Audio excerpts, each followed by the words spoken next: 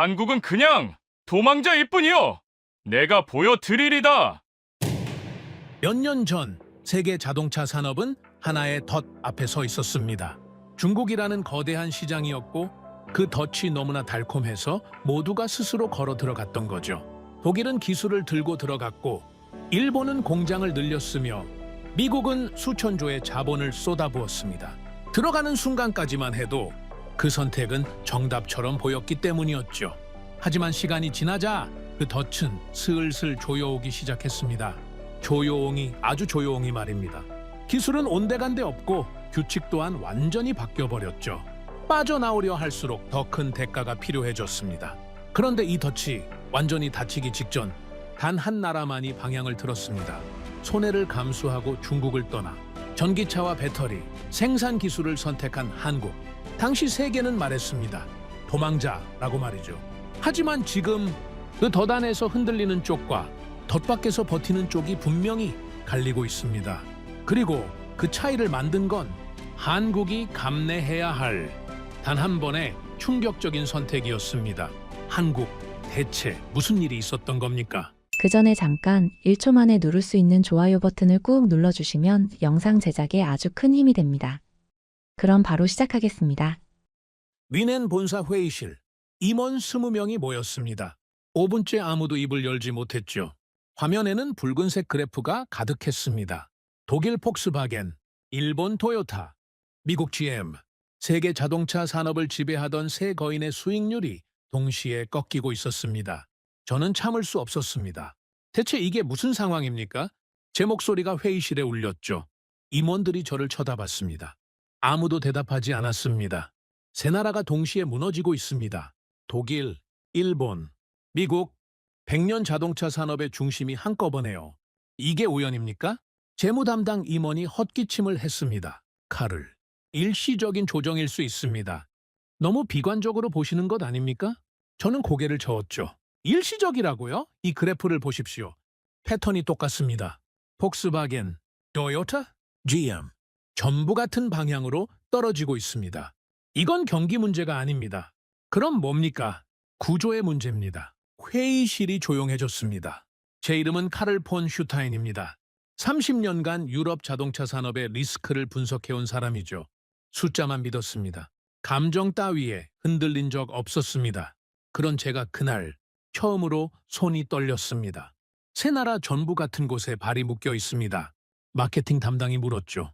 어딥니까? 중국입니다. 그 순간 회의실 공기가 얼어붙었습니다. 모두가 알고 있었죠. 하지만 아무도 그 이름을 먼저 꺼내고 싶지 않았던 겁니다. 사장이 천천히 입을 열었습니다. 카를, 중국은 우리 매출의 40%입니다. 조심해서 말해야 할 주제 아닙니까? 조심해서 말하면 늦습니다. 지금 이 순간에도 상황은 악화되고 있습니다. 구체적으로 말해보세요. 뭐가 문제입니까? 저는 화면을 가리켰습니다. 들어가는 건 쉬웠습니다. 문제는 나오는 겁니다. 나오는 문이 없습니다. 저는 확신했습니다. 독일의 기술, 일본의 품질, 미국의 자본, 이 셋이면 영원하다고요. 중국은 그저 돈 버는 시장일 뿐이라고요. 제가 틀렸습니다. 완전히요. 시장이 아니었습니다. 덫이었죠. 들어가는 문은 활짝 열려 있었습니다. 나오는 문은 애초에 없었습니다. 제가 처음 중국 시장을 분석했을 때 모든 보고서의 결론은 같았습니다. 기회의 땅, 14억 인구, 폭발하는 중산층, 자동차 수요의 블랙홀, 들어가지 않으면 바보라는 분위기였죠. 그때 본사 전략회의에서 누군가 물었습니다. 중국에 안 들어가면 어떻게 됩니까? 답변은 간단했죠. 죽습니다. 경쟁사들은 어떻습니까? 전부 들어갑니다. 토요타도, GM도 우리만 안 들어가면 시장을 통째로 뺏깁니다. 리스크는요? 리스크보다 기회가 큽니다. 14억 인구입니다. 이런 시장이 또 어디 있습니까? 그래서 독일이 먼저 움직였습니다. 폭스바겐은 중국에 공장을 세웠죠. 합작회사를 만들었습니다. 기술을 이전했습니다. 일본도 따라갔죠. 토요타, 혼다, 닛산 전부 중국으로 향했습니다. 미국도 마찬가지였습니다. GM은 중국을 제2의 본토라고 불렀죠. 저도 보고서를 썼습니다. 중국 진출은 선택이 아니라 필수라고요. 리스크보다 기회가 크다고요. 그때는 몰랐습니다. 우리가 시장에 들어간 게 아니라 시장이 우리를 삼키고 있었다는 걸. 어느 순간부터 이상한 숫자들이 보이기 시작했습니다. 처음엔 작은 변화였죠. 중국 현지 브랜드의 점유율이 조금씩 올라갔습니다. 품질이 좋아졌다는 평가가 나왔죠. 그래도 우리는 걱정하지 않았습니다. 기술팀 회의에서 누군가 말했습니다. 중국 브랜드가 치고 올라오고 있습니다. 점유율이 벌써 15%입니다. 수석 엔지니어가 코웃음을 쳤죠. 15%요? 우리가 45%인데요. 걱정할 수준이 아닙니다. 하지만 성장 속도가, 기술 격차가 있습니다. 독일 엔진, 일본 변속기, 미국 디자인, 이건 하루아침에 따라올 수 없습니다. 그래도 한번 검토할 것 없습니다. 중국 차가 독일 차를 이긴다고요? 웃기는 소리 마세요. 착각이었죠. 중국은 따라오는 게 아니었습니다. 규칙을 바꾸고 있었습니다. 중국 정부가 전기차 보조금 정책을 발표했습니다. 표면적으로는 환경 정책이었죠. 저는 세부 조항을 분석했습니다. 그리고 경악했죠. 이거 보셨습니까? 제가 서류를 테이블에 내려놓았습니다. 보조금은 중국 배터리를 쓴 차량에만 지급됩니다. 우리는 사실상 배제된 겁니다. 법무팀장이 서류를 집어들었죠. 이게 가능합니까? 명백한 차별 아닙니까? 가능합니다. 중국이니까요? 항의해야죠. 누구한테요? 중국 정부한테요? 국제기구에라도 소용없습니다. 중국 시장에서 장사하려면 중국 규칙을 따라야 합니다. 그게 싫으면 나가야죠. 나가면 되지 않습니까? 회의실이 조용해졌습니다. 저는 보고서를 수정했습니다. 리스크 등급을 한 단계 올렸죠. 하지만 경영진은 관심이 없었습니다. 중국 매출이 전체의 40%를 넘고 있었으니까요. 당장 돈이 들어오는데 누가 미래의 위험을 걱정합니까? 상황이 더 심각해졌습니다. 중국 정부는 외국 자동차 기업에 기술 공유를 요구하기 시작했죠. 임원회의에서 고성이 오갔습니다. 기술을 넘기라고요? 우리가 50년간 쌓아온 기술을요? 안 넘기면 사업 허가가 안 나옵니다. 그게 말이 됩니까? 중국에서는 됩니다. 그럼 나가면 되지 않습니까? 순간 정적이 흘렀죠. 재무 담당이 조용히 입을 열었습니다. 나갈 수 없습니다. 왜요? 공장이 있습니다. 인력이 있습니다. 공급망 전체가 중국에 묶여 있습니다. 지금 빠져나오면 얼마입니까? 재무 담당이 숫자를 말했습니다. 회의실이 얼어붙었죠? 빠져나오는 비용이 들어간 비용보다 큽니다. 그러니까 손해를 보면서 나가야 한다는 겁니까? 손해 정도가 아닙니다. 회사가 흔들릴 수 있습니다. 그럼 답이 없지 않습니까? 아무도 대답하지 못했습니다. 덫이 완성된 겁니다. 저는 보고서에 처음으로 이 단어를 썼습니다. 탈출 불가능. 임원들은 침묵했습니다. 반박하는 사람이 없었죠. 반박할 수 없었으니까요. 일본 쪽 동료에게 연락했습니다. 도요타 상황은 어떻습니까? 전화기 너머로 한숨이 들렸죠. 더 심각합니다. 전기차 전환이 늦었습니다. 하이브리드에 너무 집착했죠. 빠져나올 계획은요? 없습니다. 조금 더 지켜보자는 분위기입니다. 언제까지요? 모릅니다. 일본식 신중함이라고 하죠. 하지만 솔직히 말하면 결정을 미루는 겁니다. 무서우니까요. 일본이 무섭다고요? 도요타가요? 칼을 중국 없이 버틸 자신이 없는 겁니다. 우리도, 당신들도, 미국도 달랐습니까? 아닙니다. 똑같았죠. GM 관계자를 만났을 때 그가 말했습니다. 중국 없으면 회사가 흔들립니다. 미국 본토보다 중국에서 더 많이 팔아요. 정부에서 압박하지 않습니까? 무역 갈등이 심한데요. 정치랑 비즈니스는 다릅니다. 정부가 나가라고 해도 나갈 수가 없어요. 방법이 없습니까? 있으면 벌써 나갔죠. 우리만 문제가 아닙니다. 포드도, 크라이슬러도 전부 같은 상황입니다. 저는 세 나라의 데이터를 비교했습니다. 독일, 일본, 미국, 전부 같은 패턴이었죠. 중국 매출 비중 30% 이상, 생산시설 중국 집중, 핵심 부품 공급망 중국 의존, 탈출 비용 감당 불가. 세 강대국이 동시에 같은 덫에 걸린 겁니다. 그런데 이상한 점이 있었습니다. 제 보고서를 작성하면서 발견한 거죠. 모든 글로벌 자동차 기업이 중국에 묶여 있는데 유독 한 나라만 달랐습니다. 이거 데이터 오류 아닙니까? 분석팀 직원에게 물었습니다. 3번 확인했습니다. 오류 아닙니다. 다시 확인해 보세요. 4번째 확인해도 결과는 같을 겁니다. 그럴 리가 없습니다. 다시 해보세요. 직원이 한숨을 쉬며 다시 작업했죠. 결과는 같았습니다.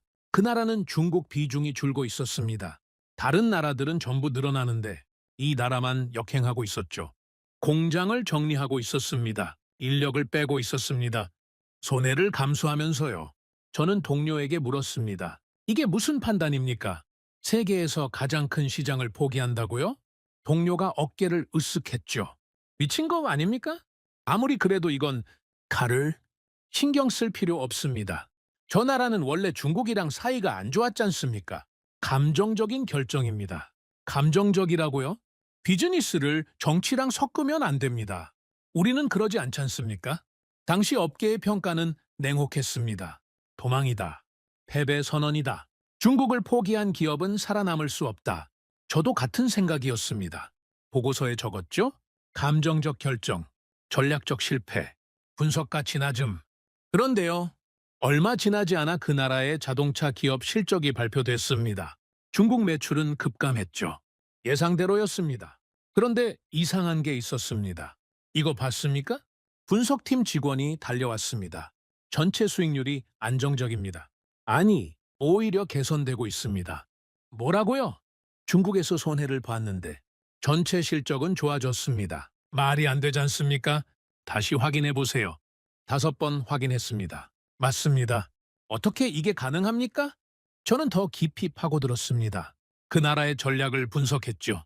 중국을 빠져나오면서 동시에 다른 준비를 하고 있었습니다. 전기차 투자를 늘렸습니다. 배터리 기술에 집중했죠. 북미와 유럽 생산 라인을 강화했습니다. 손해를 보면서 나온 게 아니었습니다. 손해를 계산에 포함시킨 거였죠. 저는 임원회의에서 발언했습니다. 우리가 틀린 것 같습니다. 뭐가요? 중국에 남아있는 게 정답이 아닐 수도 있습니다. 회의실이 웅성거렸죠. 칼을? 무슨 소리입니까? 중국 매출이 40%입니다. 그래서 문제입니다.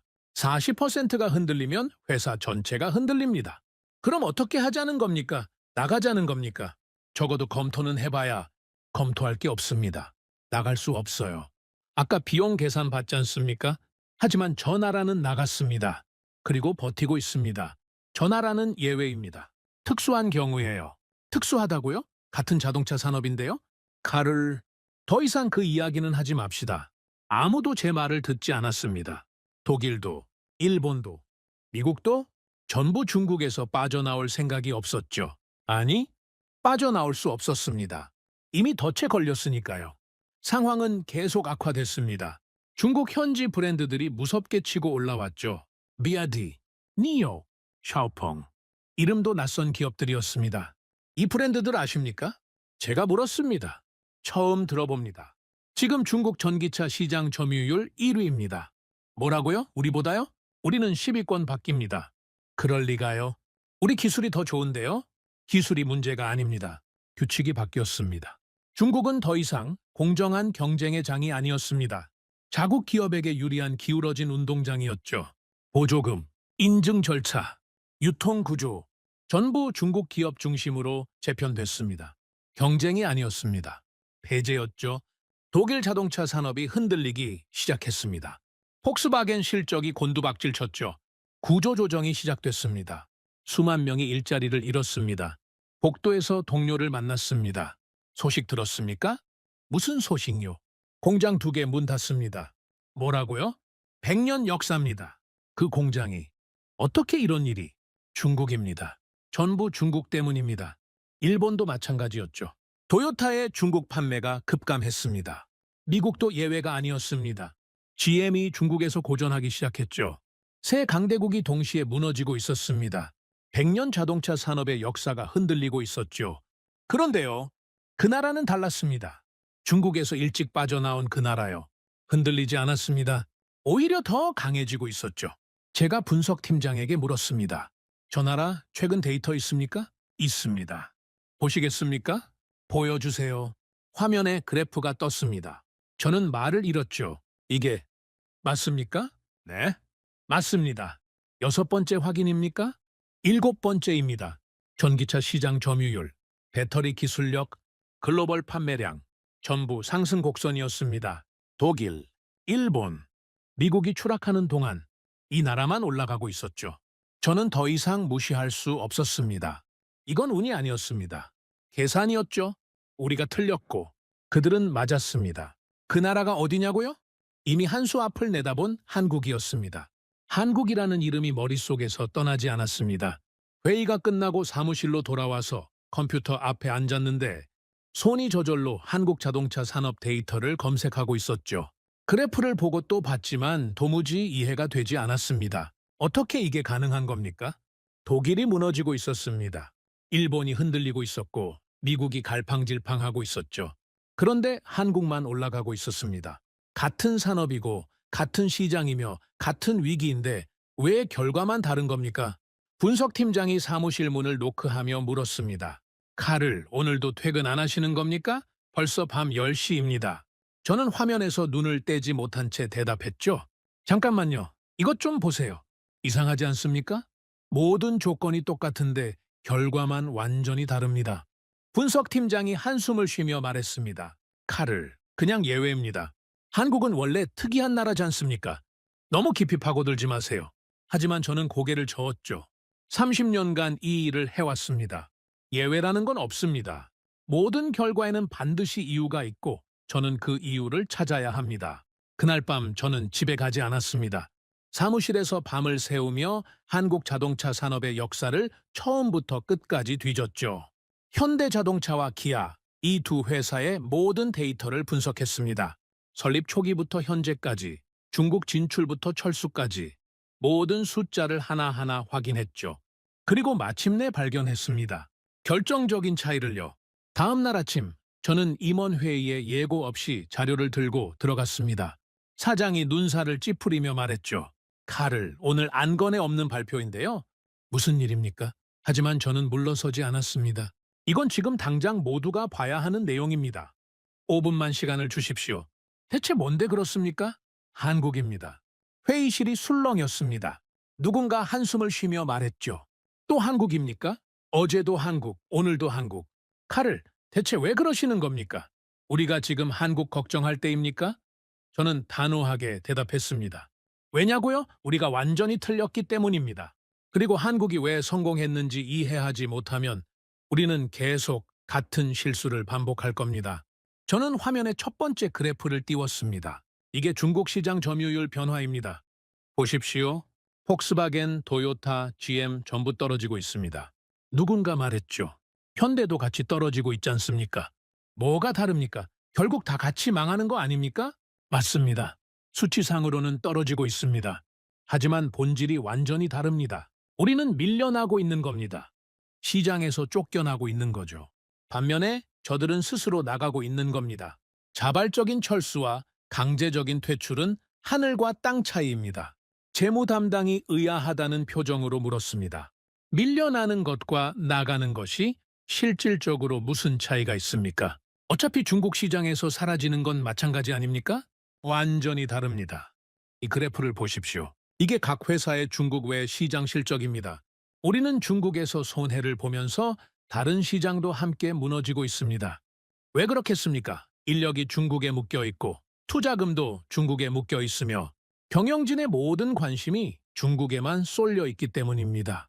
반면 한국은 중국에서 빠져나오면서 동시에 북미와 유럽을 키웠고 전기차 투자를 대폭 늘렸습니다. 재무 담당이 끼어들었습니다. 잠깐만요. 논리적으로 이해가 안 됩니다.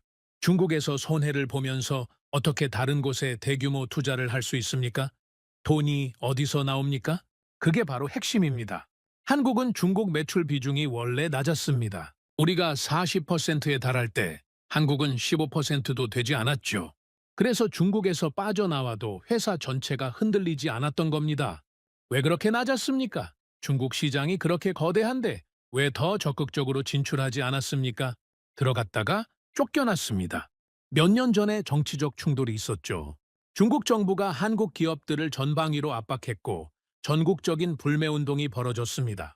한국 자동차 판매가 한 달 만에 반토막이 났고 그 상태가 몇 년간 지속됐죠. 그래서 어떻게 됐습니까? 그때 한국은 중대한 선택의 기로에 섰습니다. 버틸 것인가? 아니면 깔끔하게 나갈 것인가? 한국은 나가는 쪽을 선택했습니다. 공장을 정리했고 인력을 빼냈으며 막대한 손해를 감수하면서 철수를 단행했죠. 마케팅 담당이 고개를 저으며 말했습니다. 세계 최대 시장을 스스로 포기하다니요? 당시에 저도 그 뉴스를 봤는데 한국 자동차 산업이 끝났다고 생각했습니다. 중국 없이 어떻게 살아남겠습니까? 저도 똑같이 생각했습니다. 당시 제 보고서에도 정확히 그렇게 썼죠. 감정적 결정, 전략적 실패, 분석 가치 낮음이라고요? 그런데 제가 완전히 틀렸습니다. 저는 마지막 그래프를 화면에 띄웠습니다. 이게 현재 상황입니다. 폭스바겐은 대규모 구조 조정 중이고 공장 폐쇄와 대량 해고가 진행되고 있습니다. 도요타는 중국 판매가 급감하면서 실적이 악화됐고 GM은 시장 점유율이 계속 하락하면서 미래가 불투명합니다. 반면 한국은 어떻습니까? 전기차 글로벌 판매 1위권이고 배터리 기술은 세계 최고 수준이며 실적도 안정적입니다. 회의실이 술렁였습니다. 어떻게 이게 가능합니까? 손해를 먼저 인정했기 때문입니다. 우리는 이미 투자한 금액이 너무 커서 중국에서 빠지는 걸 인정하지 못했습니다.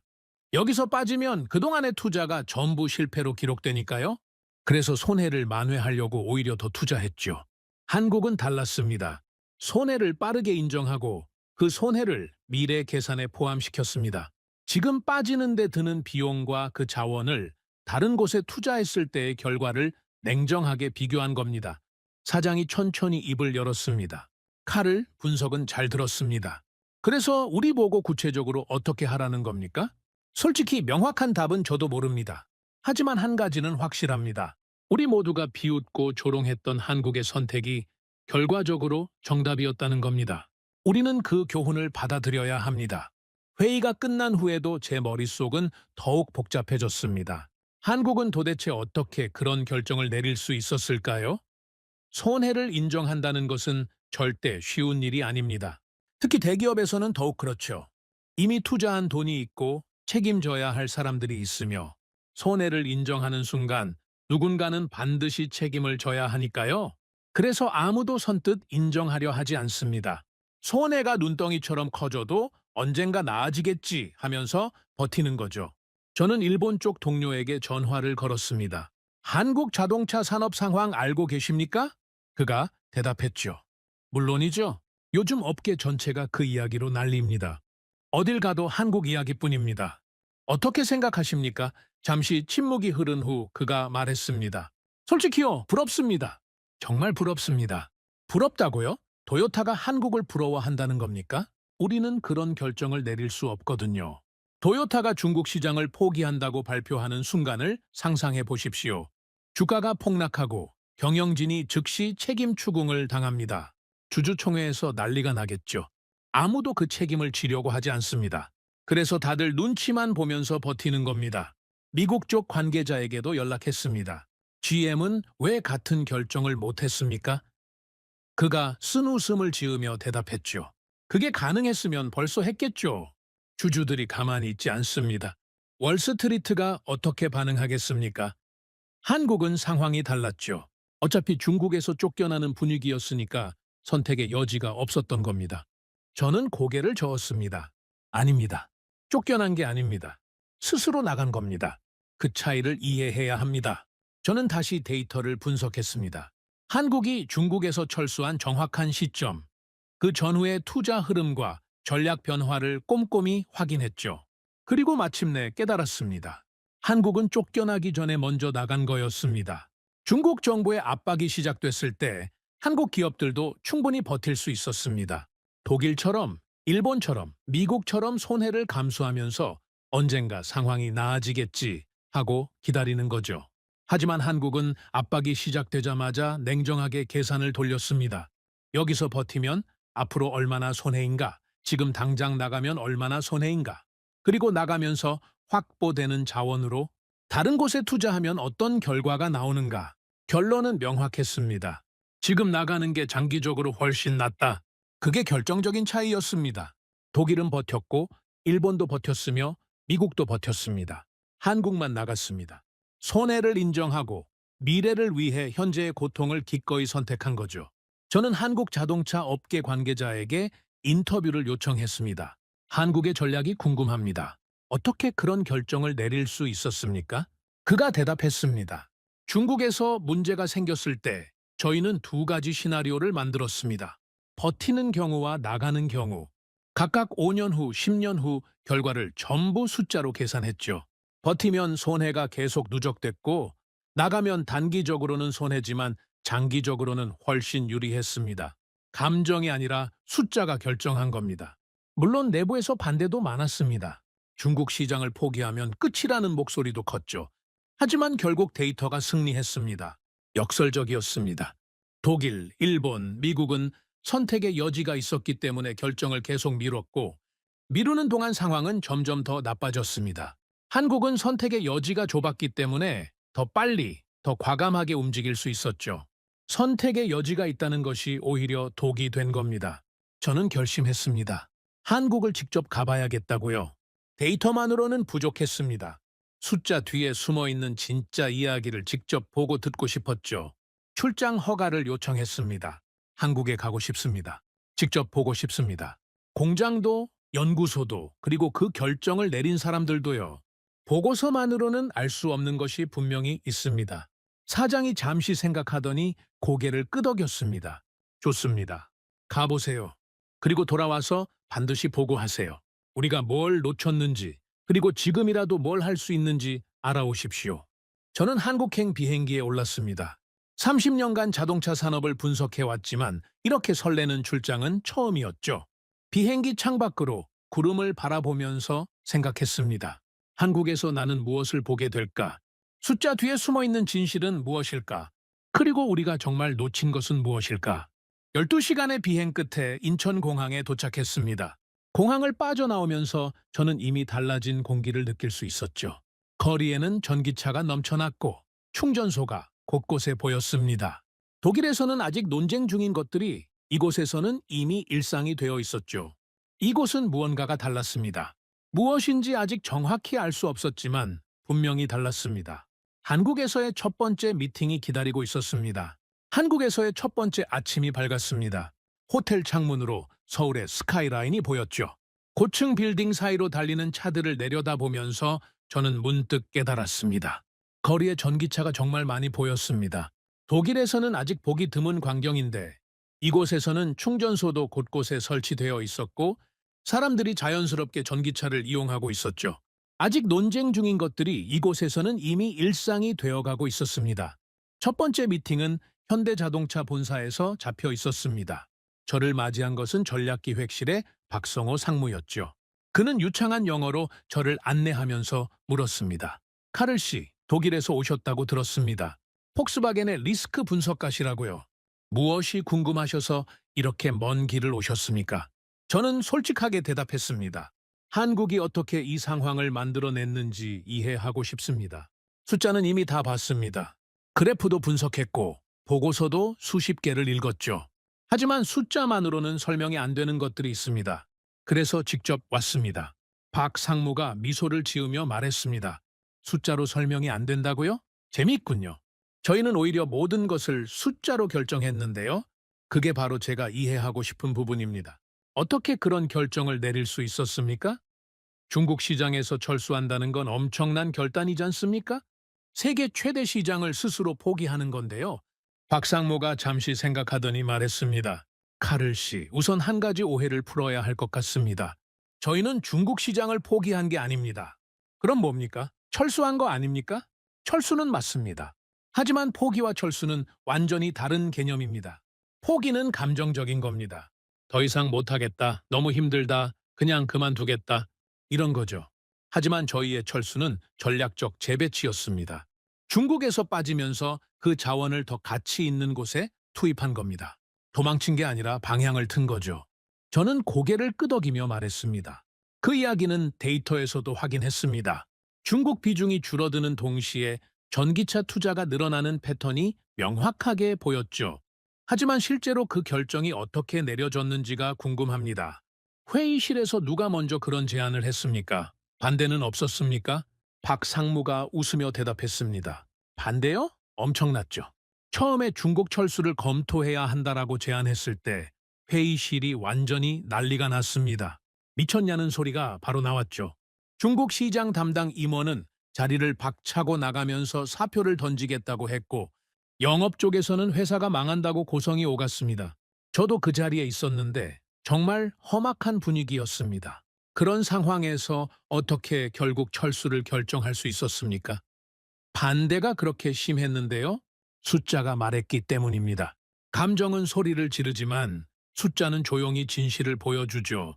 저희는 모든 감정을 배제하고 두 가지 시나리오를 만들었습니다.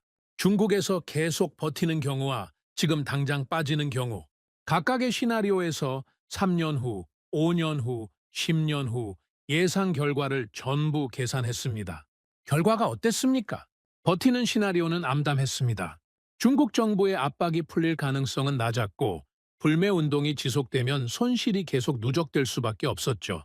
거기다 중국 현지 브랜드들이 무섭게 성장하고 있었기 때문에 설령 정치적 문제가 해결되더라도 시장 점유율을 회복하기 어려울 거라는 예측이 나왔습니다. 반면 지금 빠지는 시나리오는 단기적으로 큰 손실이 발생하지만 그 자원을 전기차와 배터리에 집중하면 5년 후부터 수익이 역전되는 것으로 나왔죠. 저는 놀라움을 감추지 못했습니다. 5년 후에 역전된다는 계산이 나왔다고요? 그걸 믿을 수 있었습니까? 믿느냐 마느냐의 문제가 아니었습니다. 계산이 맞느냐 틀리느냐의 문제였죠. 저희 전략팀이 수백 가지 변수를 넣어서 시뮬레이션을 돌렸고 어떤 변수를 조정해도 결론은 같았습니다. 빠지는 게 낫다. 물론 확신할 수는 없었습니다. 미래를 정확히 예측할 수 있는 사람은 아무도 없으니까요. 하지만 버티는 것보다 빠지는 것이 나을 확률이 훨씬 높다는 건 분명했습니다. 경영진이 그 계산을 받아들였습니까? 처음에는 아니었습니다. 아까 말씀드렸듯이 반대가 엄청났죠. 하지만 저희 회장님이 결단을 내리셨습니다. 회의실에서 모든 임원들이 반대 의견을 쏟아내고 있을 때 회장님이 조용히 말씀하셨죠. 감정을 빼고 숫자만 보자. 숫자가 뭐라고 하느냐? 그 한마디에 회의실이 조용해졌습니다. 저는 잠시 말을 잃었습니다. 독일에서는 상상하기 어려운 장면이었죠. 폭스바겐에서 그런 결정을 내리려면 이사회 승인, 주주총회 동의, 노조 협의, 정치권 눈치까지 봐야 합니다. 한 사람이 결단을 내려서 방향을 튼다는 건 거의 불가능한 일이죠. 독일에서는 그런 결정이 불가능합니다. 의사결정 구조가 너무 복잡해서요. 박상무가 고개를 끄덕였습니다. 알고 있습니다. 그게 아마 저희와 가장 큰 차이일 겁니다. 저희는 오너 체제이기 때문에 빠른 결정이 가능합니다. 물론 단점도 있죠. 잘못된 결정을 내리면 회사 전체가 위험해지니까요. 하지만 이번에는 그 구조가 장점으로 작용했습니다. 남들이 망설이는 사이에 저희는 이미 움직이고 있었죠. 저는 다음 질문을 던졌습니다. 철수를 결정한 후에 내부 반발은 어떻게 처리했습니까? 중국 시장 담당 임원이 사표를 던지겠다고 했다고 하셨지 않습니까? 실제로 몇 명은 회사를 떠났습니다. 중국 사업에 자신의 커리어를 걸었던 사람들이었죠. 그분들 입장에서는 배신당했다는 느낌이었을 겁니다. 하지만 대부분의 인력은 다른 부서로 재배치됐습니다. 중국 시장을 담당하던 인력 중 상당수가 전기차 사업부로 옮겼고 그분들의 경험이 오히려 큰 자산이 됐습니다. 중국 시장에서 뭐가 문제인지, 어떤 기술이 필요한지 현장에서 직접 경험한 분들이니까요. 저는 메모를 하면서 말했습니다. 인력 재배치까지 계획에 포함되어 있었군요. 당연하죠. 철수는 끝이 아니라 시작이었으니까요. 중국에서 빠지면서 동시에 전기차 로드맵을 수립했고 배터리 연구 개발에 대규모 투자를 결정했으며 북미와 유럽 생산 라인 확충 계획을 세웠습니다. 모든 것이 동시에 진행됐죠. 그냥 빠지기만 했으면 정말로 망했을 겁니다. 빠지면서 동시에 다음 단계를 준비했기 때문에 지금의 결과가 가능했던 겁니다. 미팅이 끝난 후 박상무는 저를 연구개발센터로 안내했습니다. 거대한 건물 안에 수천 명의 엔지니어들이 일하고 있었죠. 전기차 플랫폼, 배터리 기술, 자율주행 시스템까지 모든 연구가 한 곳에서 이루어지고 있었습니다. 이 시설이 언제 만들어졌습니까? 중국 철수를 결정한 직후부터 확장하기 시작했습니다. 원래도 연구개발센터가 있었지만 규모가 작았죠. 철수 결정 이후 투자를 3배로 늘렸고 전 세계에서 인재를 영입했습니다. 독일 엔지니어도 많이 있습니다. 저는 놀라서 물었습니다. 독일 엔지니어요? 폭스바겐이나 BMW 출신입니까? 일부는 그렇습니다. 유럽 자동차 산업이 흔들리기 시작하면서 기회를 찾아 이직한 분들이죠. 저희는 능력 있는 인재라면 국적을 가리지 않고 영입합니다.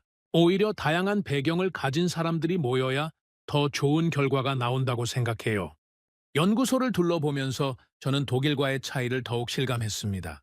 이곳의 분위기는 완전히 달랐습니다. 젊은 엔지니어들이 자유롭게 토론하고 있었고 위계 질서보다는 아이디어가 중시되는 문화가 느껴졌죠. 독일 연구소의 경직된 분위기와는 확연히 달랐습니다. 연구소 분위기가 독특하네요. 독일과는 많이 다릅니다.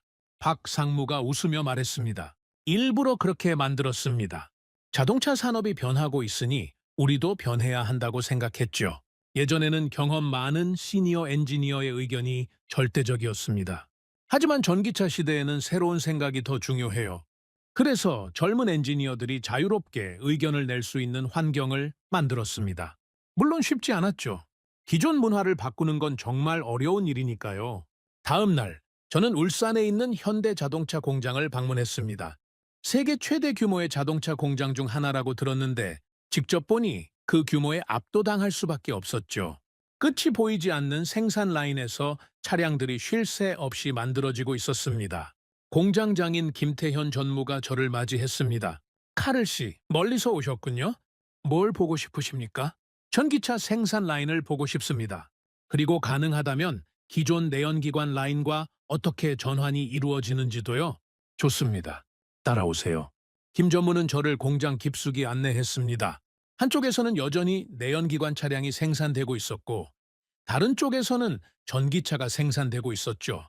두 라인이 나란히 돌아가고 있었습니다. 동시에 운영하는 겁니까? 내연기관과 전기차를요? 네, 그렇습니다. 급격하게 전환하면 혼란이 생기니까요. 점진적으로 전기차 비중을 늘리고 있습니다. 작년에는 전기차가 30%였는데 올해는 45%까지 늘었습니다. 내년에는 60%를 목표로 하고 있죠. 노동자들은 어떻게 적응합니까? 전기차 생산은 기존과 많이 다르지 않습니까? 맞습니다. 완전히 다른 기술이 필요하죠. 그래서 대규모 재교육 프로그램을 운영하고 있습니다. 기존 내연기관 라인에서 일하던 분들을 전기차 라인으로 재배치하기 전에 최소 6개월간 교육을 받게 합니다. 비용이 많이 들지만 숙련된 인력을 버릴 수는 없으니까요. 저는 생산 라인을 따라 걸으면서 로봇과 사람이 조화롭게 일하는 모습을 지켜봤습니다. 자동화 수준이 상당히 높았지만 여전히 사람의 손이 필요한 공정도 많았죠. 자동화 비율이 어느 정도입니까? 공정에 따라 다릅니다. 용접이나 도장 같은 공정은 90% 이상 자동화되어 있지만 최종 조립이나 품질 검사는 아직 사람이 많이 필요합니다. 완전 자동화가 항상 답은 아니거든요. 유연성이 떨어지기 때문이죠. 저희는 시장 상황에 따라 빠르게 생산량을 조절할 수 있어야 하는데 그러려면 어느 정도 사람의 손이 필요합니다. 공장 견학을 마치고 사무실에서 김 전무와 차를 마시면서 이야기를 나눴습니다. 솔직히 말씀드리면 저는 한국이 이렇게 빨리 전환에 성공할 줄 몰랐습니다. 중국에서 철수했을 때 모두가 한국이 끝났다고 생각했거든요. 저도 그렇게 보고서를 썼습니다. 김 전무가 웃으며 대답했습니다. 저희도 두려웠습니다. 솔직히 말씀드리면 확신이 있었던 건 아니에요. 하지만 가만히 있으면 더 큰 위험이 온다는 건 알았죠. 중국에서 버티면서 서서히 죽느니 위험을 감수하더라도 새로운 길을 찾자는 거였습니다. 그 결정을 내릴 때 가장 두려웠던 건 뭐였습니까? 김 전무가 잠시 생각하더니 대답했습니다. 실패하면 직원들에게 어떻게 얼굴을 보나 하는 생각이었습니다. 여기서 일하는 사람이 수만 명입니다. 그 사람들 가족까지 생각하면 수십만 명이에요. 경영진의 결정 하나가 그 모든 사람들의 삶에 영향을 미치죠. 그 책임감이 가장 무거웠습니다. 저는 고개를 끄덕였습니다. 그 무게는 어느 나라든 마찬가지겠죠. 다만 한국은 그 무게를 지면서도 결정을 내렸고 독일은 그 무게 때문에 결정을 미뤘습니다. 그 차이가 지금의 결과를 만든 거였습니다. 독일은 왜 같은 결정을 못했을까요? 카를 씨 생각은 어떻습니까? 저는 솔직하게 대답했습니다. 너무 많은 것을 가지고 있었기 때문입니다. 잃을 것이 너무 많으면 오히려 움직이기 어려워지죠. 독일 자동차 산업은 100년 역사를 가지고 있습니다. 그 역사가 자부심이기도 하지만 동시에 발목을 잡는 족쇄이기도 합니다. 변화를 시도하면 그동안 쌓아온 것들이 무너질 것 같은 두려움이 있죠. 한국은 달랐다고 생각하십니까? 한국은 잃을 것이 상대적으로 적었습니다. 역사도 짧고 중국 시장 비중도 낮았죠. 그래서 더 과감하게 움직일 수 있었던 것 같습니다. 물론 그것만이 이유는 아니겠지만요.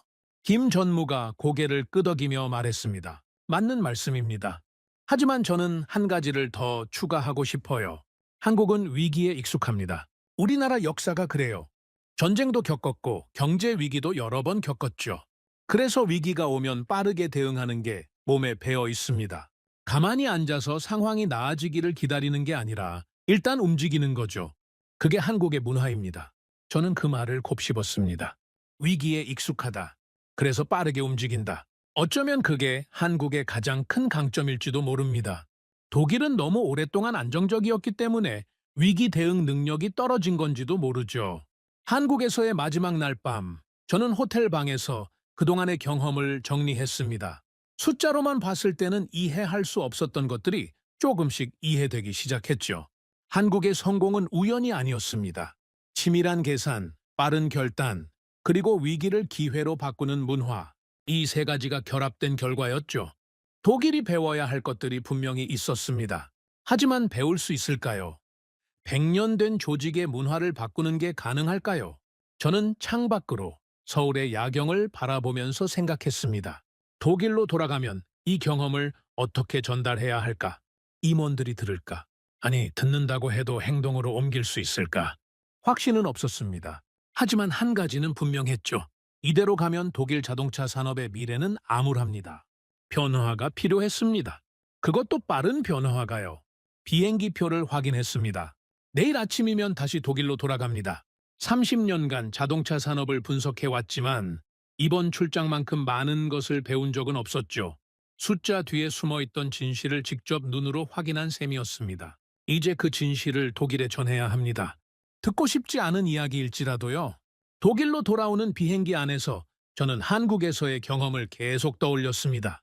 눈을 감으면 울산 공장의 생산 라인이 보였고 박상무의 말이 귀에 맴돌았죠. 감정은 소리를 지르지만 숫자는 조용히 진실을 보여준다. 그 말이 머릿속에서 떠나지 않았습니다. 미넨 공항에 도착했을 때 날씨는 흐렸습니다. 한국의 맑은 하늘과는 대조적이었죠. 공항을 빠져나오면서 거리를 둘러봤습니다. 전기차는 여전히 드물었고 대부분의 차량이 내연기관이었습니다. 서울에서 봤던 풍경과는 완전히 달랐죠. 불과 며칠 전까지 당연하게 여겼던 광경이 이제는 낯설게 느껴졌습니다. 다음 날 아침, 저는 긴급 임원 회의를 요청했습니다. 사장 비서가 의아한 표정으로 물었죠. 카를 씨 출장 보고서는 다음 주에 제출하기로 하지 않았습니까? 왜 갑자기 긴급 회의입니까? 다음 주까지 기다릴 수 없습니다. 지금 당장 모두가 들어야 하는 이야기가 있습니다. 회의실에 임원들이 모였습니다. 사장이 저를 보며 말했죠. 카를 한국 출장은 어땠습니까? 유익한 것을 배워왔습니까? 저는 심호흡을 하고 대답했습니다. 유익했습니다. 하지만 솔직히 말씀드리면 기분 좋은 이야기는 아닙니다. 오히려 불편한 진실에 가깝습니다. 회의실이 조용해졌습니다. 저는 화면의 첫 번째 슬라이드를 띄웠죠. 한국에서 직접 보고 온 것들을 말씀드리겠습니다. 먼저 결론부터 말씀드리면 우리가 생각했던 것보다 상황이 훨씬 심각합니다. 한국은 이미 저희보다 최소 5년은 앞서 있습니다. 그리고 그 격차는 점점 벌어지고 있죠. 재무 담당이 끼어들었습니다. 5년이요? 그건 좀 과장 아닙니까? 우리 기술력이 한국보다 뒤처진다고요? 기술력만 말하는 게 아닙니다. 의사결정 속도, 조직 문화, 위기 대응 능력까지 전부 포함해서 말씀드리는 겁니다. 한국은 중국에서 철수하면서 동시에 전기차 전환을 시작했습니다. 저희가 아직 중국 시장을 어떻게 할지 논의하는 동안 한국은 이미 다음 단계로 넘어갔죠. 마케팅 담당이 물었습니다. 구체적으로 뭘 봤습니까? 어떤 점이 그렇게 인상적이었습니까? 저는 울산 공장에서 찍은 사진들을 보여주며 설명했습니다. 이게 현대자동차 울산 공장입니다. 전기차와 내연기관 차량을 동시에 생산하고 있는데 전기차 비중이 이미 45%까지 올라왔습니다. 내년 목표는 60%고요. 우리는 아직 10%도 안 되지 않습니까? 사장이 고개를 끄덕이며 말했습니다. 인상적이긴 하군요. 하지만 한국은 상황이 다르지 않습니까? 중국에서 쫓겨났으니까 어쩔 수 없이 전기차에 집중한 거 아닙니까? 우리는 아직 중국에서 사업을 하고 있으니까 상황이 다르죠. 저는 그 말을 기다리고 있었습니다. 바로 그 지점이 핵심이었으니까요. 사장님, 그게 바로 문제입니다. 우리는 아직 중국에서 사업을 하고 있다는 것. 그게 장점이 아니라 약점입니다. 회의실이 술렁였습니다. 누군가 말했죠. 무슨 소리입니까? 중국 매출이 40%인데 그게 약점이라고요? 네, 약점입니다. 왜냐하면 우리는 중국에 묶여 있기 때문입니다. 빠져나오고 싶어도 빠져나올 수 없는 상태죠. 한국은 이미 밖에 있습니다. 자유롭게 움직일 수 있죠. 하지만 우리는 중국 안에 갇혀 있습니다. 그게 결정적인 차이입니다. 재무 담당이 불쾌한 표정으로 말했습니다. 칼을 너무 비관적으로 보시는 것 아닙니까? 중국 시장이 어렵긴 하지만 아직 수익이 나고 있지 않습니까? 완전히 실패한 건 아니에요. 지금은 그렇습니다. 하지만 숫자를 자세히 보셨습니까? 중국 내 점유율이 매년 떨어지고 있습니다. 수익률도 계속 악화되고 있죠. 지금 당장은 괜찮아 보이지만 3년 후, 5년 후를 보면 상황이 완전히 달라집니다. 저는 새로운 그래프를 띄웠습니다. 이게 중국 시장 점유율 추이입니다. 우리뿐만 아니라 토요타, GM 전부 마찬가지입니다. 반면 중국 현지 브랜드 점유율은 폭발적으로 증가하고 있죠. 비아디, 니오, 샤오펑 같은 브랜드들이 시장을 장악해가고 있습니다. 사장이 진지한 표정으로 물었습니다. 칼을, 그래서 당신의 제안은 뭡니까? 우리도 중국에서 철수하자는 겁니까? 저는 잠시 망설였습니다. 이 질문이 나올 줄 알았지만 막상 대답하려니 쉽지 않았죠. 솔직히 말씀드리면 저도 명확한 답을 모르겠습니다. 한국처럼 빠르게 철수하는 것이 이상적이지만 우리 상황은 다릅니다. 중국 비중이 너무 높고 철수 비용이 천문학적이며 이해관계자가 너무 많습니다. 한국처럼 빠른 결정을 내리기가 구조적으로 어렵죠. 그럼 뭘 어떻게 하자는 겁니까? 적어도 준비는 해야 합니다. 중국에서 완전히 빠져나오지 못하더라도 중국 의존도를 줄이는 방향으로 움직여야 합니다. 그리고 전기차 투자를 대폭 늘려야 하고요. 지금처럼 중국에 매달리면서 전기차 전환도 늦추면 두 마리 토끼를 다 놓치게 됩니다. 회의는 길어졌습니다. 찬성과 반대 의견이 팽팽하게 맞섰죠. 결국 결론은 나지 않았습니다. 사장은 추가 검토를 지시했고 회의는 그렇게 끝났습니다. 회의가 끝난 후 복도에서 재무 담당이 저를 불러 세웠습니다. 칼을 잠깐 이야기 좀 합시다. 무슨 일입니까? 회의에서 당신이 한 말 솔직히 불편했습니다. 중국 사업이 약점이라니요. 내가 10년 넘게 중국 사업을 키워왔는데 그걸 약점이라고 하면 제 커리어를 부정하는 것과 마찬가지지 않습니까? 저는 침착하게 대답했습니다. 개인적인 공격이 아닙니다. 사실을 말한 것뿐이에요. 10년 전에는 중국 진출이 옳은 결정이었습니다. 당시 상황에서는 최선이었죠. 하지만 상황이 바뀌었습니다. 과거의 옳은 결정이 지금도 옳은 건 아니에요. 재무 담당이 한숨을 쉬며 말했습니다. 그건 알아요. 나도 숫자를 보니까 상황이 안 좋아지고 있다는 건 알죠. 하지만 지금 빠져나올 수 있습니까? 비용이 얼마나 드는지 알아요? 알고 있습니다. 그래서 어려운 거죠. 칼을 솔직히 말해줘요. 당신 생각에 우리가 한국처럼 할 수 있다고 봅니까? 저는 잠시 생각한 후 대답했습니다. 현실적으로 어렵습니다. 한국은 오너 체제라서 빠른 결정이 가능했지만 우리는 구조가 다릅니다. 이사회, 주주, 노조, 정치권까지 설득해야 하는데 그게 쉽겠습니까? 하지만 그렇다고 아무것도 안 하면 더 큰 재앙이 옵니다. 그 주에 저는 도쿄와 디트로이트에 있는 동료들에게 연락했습니다. 일본과 미국의 상황이 어떤지 확인하고 싶었죠. 먼저 토요타 쪽 동료에게 전화했습니다. 다나카 씨, 요즘 상황이 어떻습니까? 전화기 너머로 무거운 한숨이 들렸습니다. 칼을 솔직히 말할게요. 상황이 안 좋습니다. 중국 판매가 계속 떨어지고 있어요. 작년 대비 20% 감소했습니다. 본사 분위기는 어떻습니까? 혼란스럽습니다. 어떻게 해야 할지 아무도 모르는 것 같아요. 중국에서 버텨야 한다는 사람도 있고 철수를 검토해야 한다는 사람도 있고 하지만 결정은 계속 미뤄지고 있죠. 왜 결정을 못 내립니까? 무섭기 때문이죠.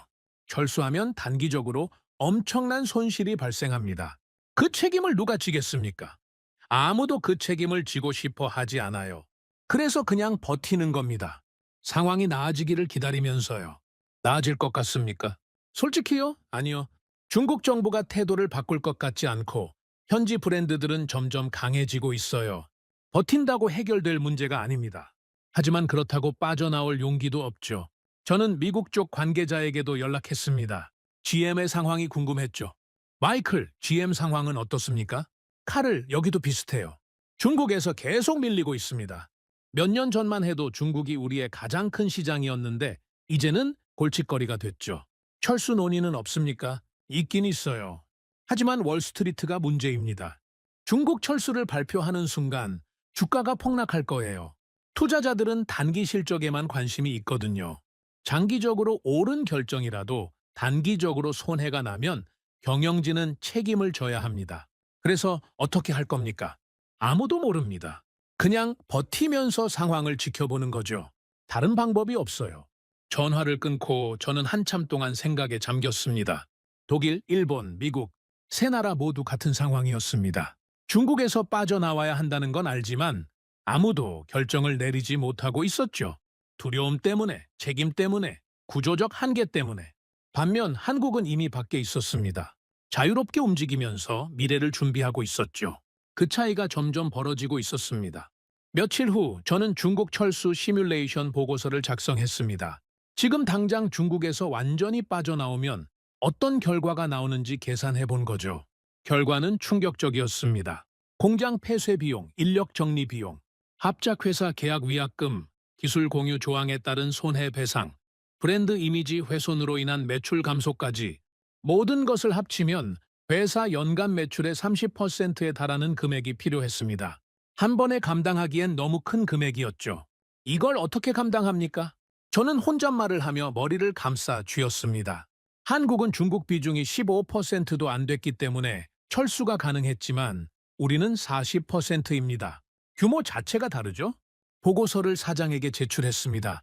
사장은 숫자를 보더니 한숨을 쉬었죠. 칼을, 이게 현실입니까? 네, 현실입니다. 최대한 보수적으로 계산한 겁니다. 실제로는 이보다 더 클 수도 있습니다. 그럼 철수는 불가능하다는 말 아닙니까? 완전한 철수는 현실적으로 어렵습니다. 하지만 점진적으로 비중을 줄여나가는 건 가능합니다. 한 번에 빠져나오는 게 아니라 5년, 10년에 걸쳐서 서서히 줄여나가는 거죠. 그 사이에 상황이 더 나빠지면 어떻게 합니까? 그럴 가능성이 높습니다. 하지만 아무것도 안 하는 것보다는 낫습니다. 지금 시작하지 않으면 나중에는 더 어려워집니다. 사장이 창밖을 바라보며 말했습니다. 칼을 솔직히 말해줘요. 당신 생각에 우리가 한국을 따라잡을 수 있습니까? 저는 잠시 망설였습니다. 사장이 듣고 싶어 하는 대답은 아마 긍정적인 것이겠죠. 하지만 저는 사실을 말해야 했습니다. 솔직히 말씀드리면 현재 속도로는 어렵습니다. 한국은 이미 5년 앞서 있고 그 격차는 계속 벌어지고 있습니다. 따라잡으려면 지금보다 훨씬 빠르게 움직여야 하는데 우리 조직 구조상 그게 가능할지 모르겠습니다. 불가능하다는 겁니까?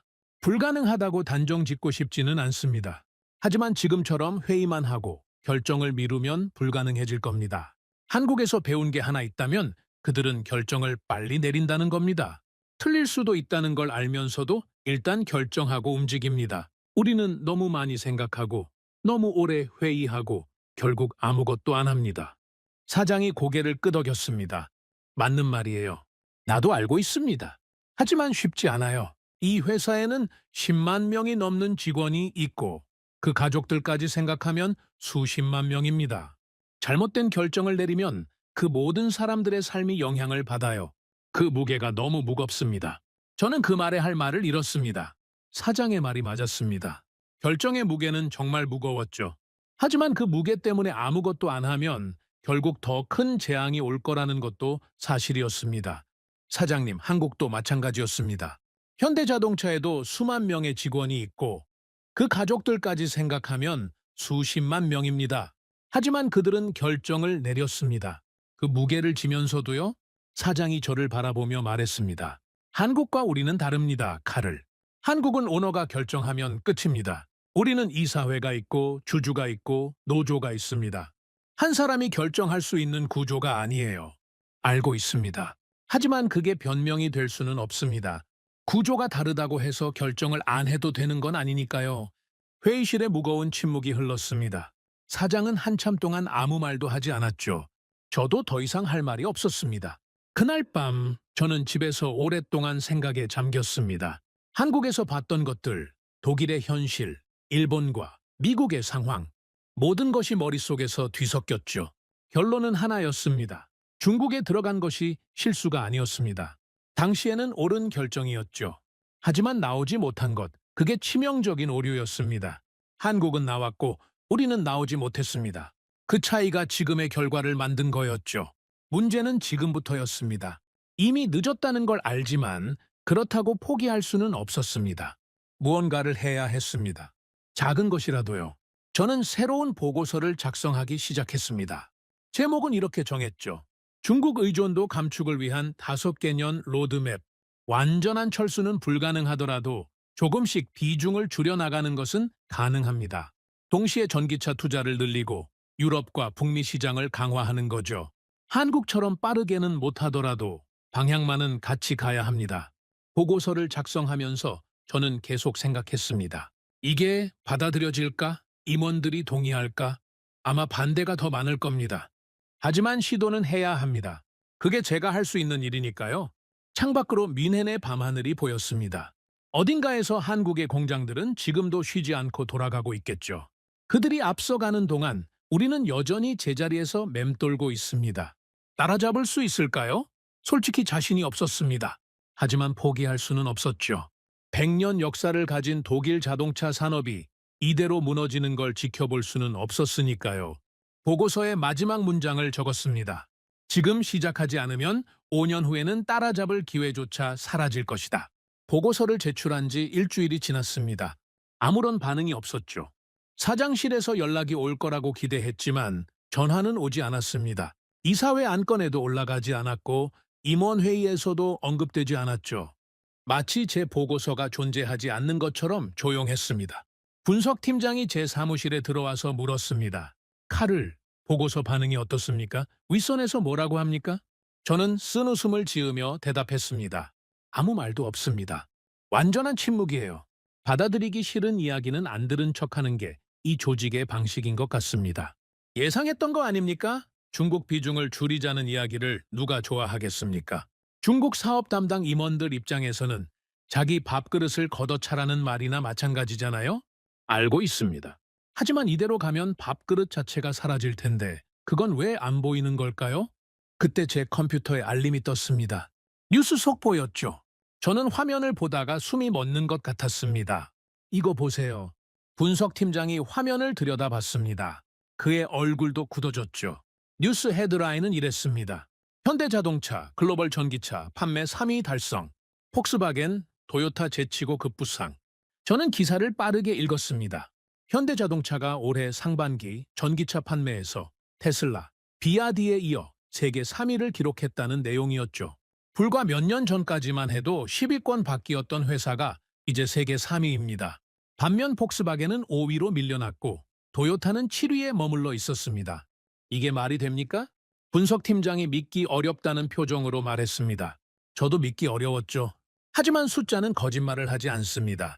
그날 오후 긴급 임원회의가 소집됐습니다. 뉴스 때문이었죠. 사장이 심각한 표정으로 회의를 시작했습니다. 다들 뉴스 봤을 겁니다. 현대자동차가 전기차 판매 세계 3위를 기록했습니다. 우리는 5위로 밀려났고요. 이 상황에 대해 어떻게 생각합니까? 회의실이 조용했습니다. 아무도 먼저 입을 열려고 하지 않았죠. 결국 마케팅 담당이 말했습니다. 일시적인 현상일 수 있습니다. 현대자동차가 공격적으로 할인 판매를 했다는 이야기도 있고 특정 시장에서 보조금 혜택을 많이 받았다는 분석도 있습니다. 장기적으로 보면 우리가 다시 앞설 수 있습니다. 저는 참을 수가 없었습니다. 그건 희망사항이지 분석이 아닙니다. 데이터를 보십시오. 현대자동차의 전기차 판매 성장률은 매년 30% 이상입니다. 우리는 10%도 안 됩니다. 이 추세가 계속되면 격차는 더 벌어집니다. 재무 담당이 불쾌한 표정으로 말했습니다. 칼을 또 그 이야기입니까? 우리가 뒤처지고 있다는 거 이제 다 알아요. 하지만 현실적인 대안이 뭡니까? 대안은 이미 보고서로 제출했습니다. 중국 의존도를 줄이고 전기차 투자를 늘리고 의사결정 속도를 높여야 합니다. 그게 말처럼 쉽습니까? 쉽지 않다는 건 압니다. 하지만 어렵다고 안 하면 어떻게 됩니까? 지금 상황이 저절로 나아집니까? 사장이 손을 들어 논쟁을 멈추게 했습니다. 카를, 당신 의견을 더 듣고 싶습니다. 한국이 어떻게 이 결과를 만들어냈다고 생각합니까? 직접 가서 봤잖아요. 저는 심호흡을 하고 대답했습니다. 한국의 성공은 세 가지로 요약할 수 있습니다. 첫째, 중국 의존도를 빠르게 낮췄습니다. 덕분에 중국 시장 변화에 흔들리지 않는 구조를 만들었죠. 둘째, 그렇게 확보한 자원을 전기차와 배터리에 집중 투자했습니다. 셋째, 의사결정이 빨랐습니다. 우리가 회의하는 동안 저들은 실행하고 있었습니다. 저는 준비한 자료를 화면에 띄웠습니다. 이 그래프를 보십시오. 현대자동차의 지역별 매출 비중 변화입니다. 몇 년 전만 해도 중국이 15% 정도였는데 지금은 5%도 안 됩니다. 대신 북미가 35%, 유럽이 25%로 늘어났죠. 중국에서 빠진 만큼 다른 데서 채웠다는 겁니까? 단순히 채운 게 아닙니다. 더 건강한 구조로 바꾼 겁니다. 중국 시장은 리스크가 높습니다. 정부 정책이 언제 바뀔지 모르고 현지 브랜드와의 경쟁도 치열하죠. 반면 북미와 유럽은 상대적으로 안정적입니다. 한국은 리스크가 높은 시장에서 안정적인 시장으로 무게 중심을 옮긴 겁니다. 기술 담당이 물었습니다. 전기차 기술 면에서는 어떻습니까? 우리 기술이 한국보다 뒤처집니까? 솔직히 말씀드리면 기술 자체는 비슷합니다. 우리도 좋은 기술을 가지고 있어요. 문제는 속도입니다. 한국은 새로운 기술을 개발하면 바로 양산에 적용합니다. 우리는 검증에 검증을 거듭하다가 시장 타이밍을 놓치죠. 기술이 있어도 시장에 늦게 나가면 소용이 없습니다. 회의가 끝난 후 사장이 저를 따로 불렀습니다. 카를 잠깐 이야기합시다. 사장실로 들어가자 사장이 창밖을 바라보며 말했습니다. 당신 보고서 다시 읽어봤습니다. 중국 의존도 감축 5개년 로드맵. 솔직히 처음 봤을 때는 비현실적이라고 생각했어요. 하지만 오늘 뉴스를 보고 생각이 바뀌었습니다. 어떻게 바뀌셨습니까? 이대로는 안 되겠다는 생각이 들었습니다. 한국이 3위가 됐는데 우리는 5위로 밀려났어요. 뭔가를 해야 한다는 건 알겠는데 어디서부터 시작해야 할지 모르겠습니다. 저는 조심스럽게 말했습니다. 모든 걸 한꺼번에 바꿀 필요는 없습니다. 작은 것부터 시작하면 됩니다. 예를 들어 신규 투자 결정을 할 때 중국 비중을 고려하는 겁니다. 새로운 공장을 지을 때 중국 대신 북미나 유럽을 검토하고 새로운 모델을 출시할 때 글로벌 시장에 맞추는 거죠. 그게 가능합니까? 중국 사업 담당 임원들이 반발할 텐데요. 반발하겠죠. 하지만 그게 리더십 아닙니까? 반발이 있어도 옳은 방향으로 끌고 가는 것. 한국의 회장님도 그랬다고 들었습니다. 내부 반발이 엄청났지만 결국 밀어붙였죠. 그 결과가 지금 세계 3위입니다. 그 주말 저는 집에서 한국 자동차 산업에 대한 추가 자료를 분석했습니다. 단순히 현대 자동차만 본 게 아니라 부품업체, 배터리 회사, 충전 인프라까지 전체 생태계를 살펴봤죠. 놀라운 사실을 발견했습니다. 한국의 성공은 현대 자동차만의 성공이 아니었습니다. 배터리 회사들이 세계 시장을 장악하고 있었고 부품 업체들도 빠르게 전기차 부품으로 전환하고 있었으며 정부도 전기차 인프라에 대규모 투자를 하고 있었습니다. 전체 시스템이 같은 방향으로 움직이고 있었던 겁니다. 독일은 달랐습니다.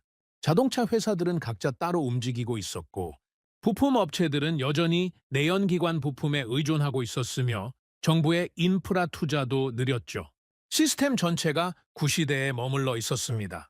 저는 이 분석 결과를 추가 보고서로 정리했습니다. 핵심 내용은 이랬죠. 이제 경쟁은 기업 대 기업이 아니라 시스템 대 시스템이다.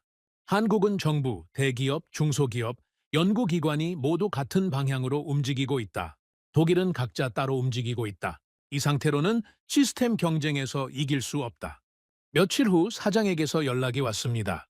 카를, 당신 보고서를 이사회에 제출했습니다. 다음 주에 특별 회의가 열릴 예정이에요. 당신도 참석해서 직접 설명해 주세요. 저는 놀랐습니다. 제 보고서가 이사회까지 갔다는 건 예상하지 못했거든요. 이사회에서 어떤 반응이었습니까? 반응이 갈렸습니다.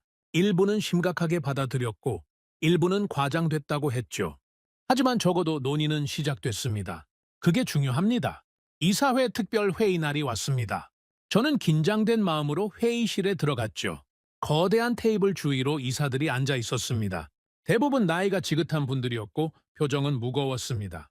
저는 한국 출장에서 본 것들, 데이터 분석 결과, 그리고 제가 내린 결론까지 모두 설명했죠.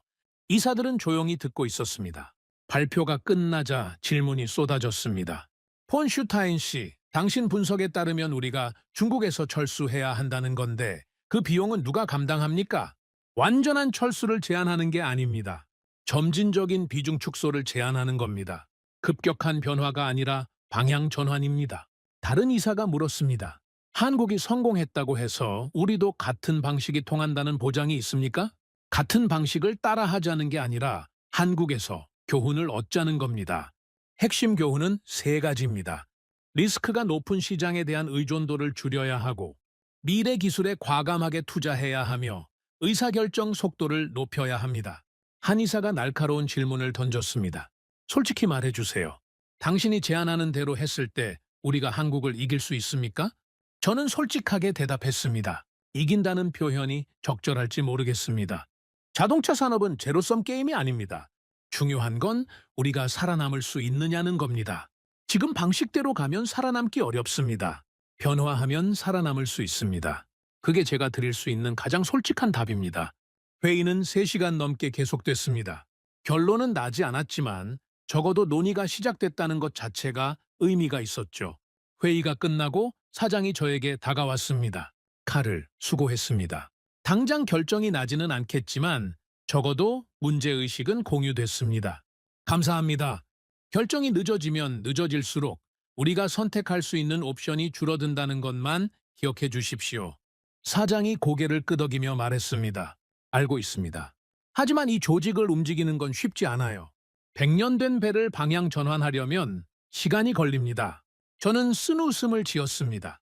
문제는 시간이 우리 편이 아니라는 겁니다. 한국은 빠르게 움직이고 있고 우리가 방향 전환하는 동안에도 격차는 계속 벌어질 겁니다. 그날 밤 저는 사무실에 남아서 창밖을 바라봤습니다. 미넨의 야경이 아름다웠지만 마음은 무거웠죠. 오늘 이사회에서 논의가 시작된 건 좋은 일이었습니다. 하지만 논의에서 실행으로 옮겨지기까지 얼마나 걸릴지, 그 사이에 상황이 얼마나 더 나빠질지 알 수 없었습니다. 한국은 지금 이 순간에도 앞으로 달려가고 있을 겁니다. 새로운 전기차를 개발하고 배터리 기술을 개선하고 시장을 확대하고 있겠죠. 우리는 여전히 회의를 하고 있고요.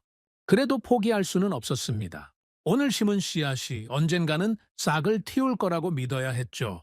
그게 아니면 이 모든 노력이 무의미해지니까요. 컴퓨터를 켜고 새로운 문서를 열었습니다. 이사회 후속 보고서를 작성해야 했죠. 제목은 이렇게 정했습니다.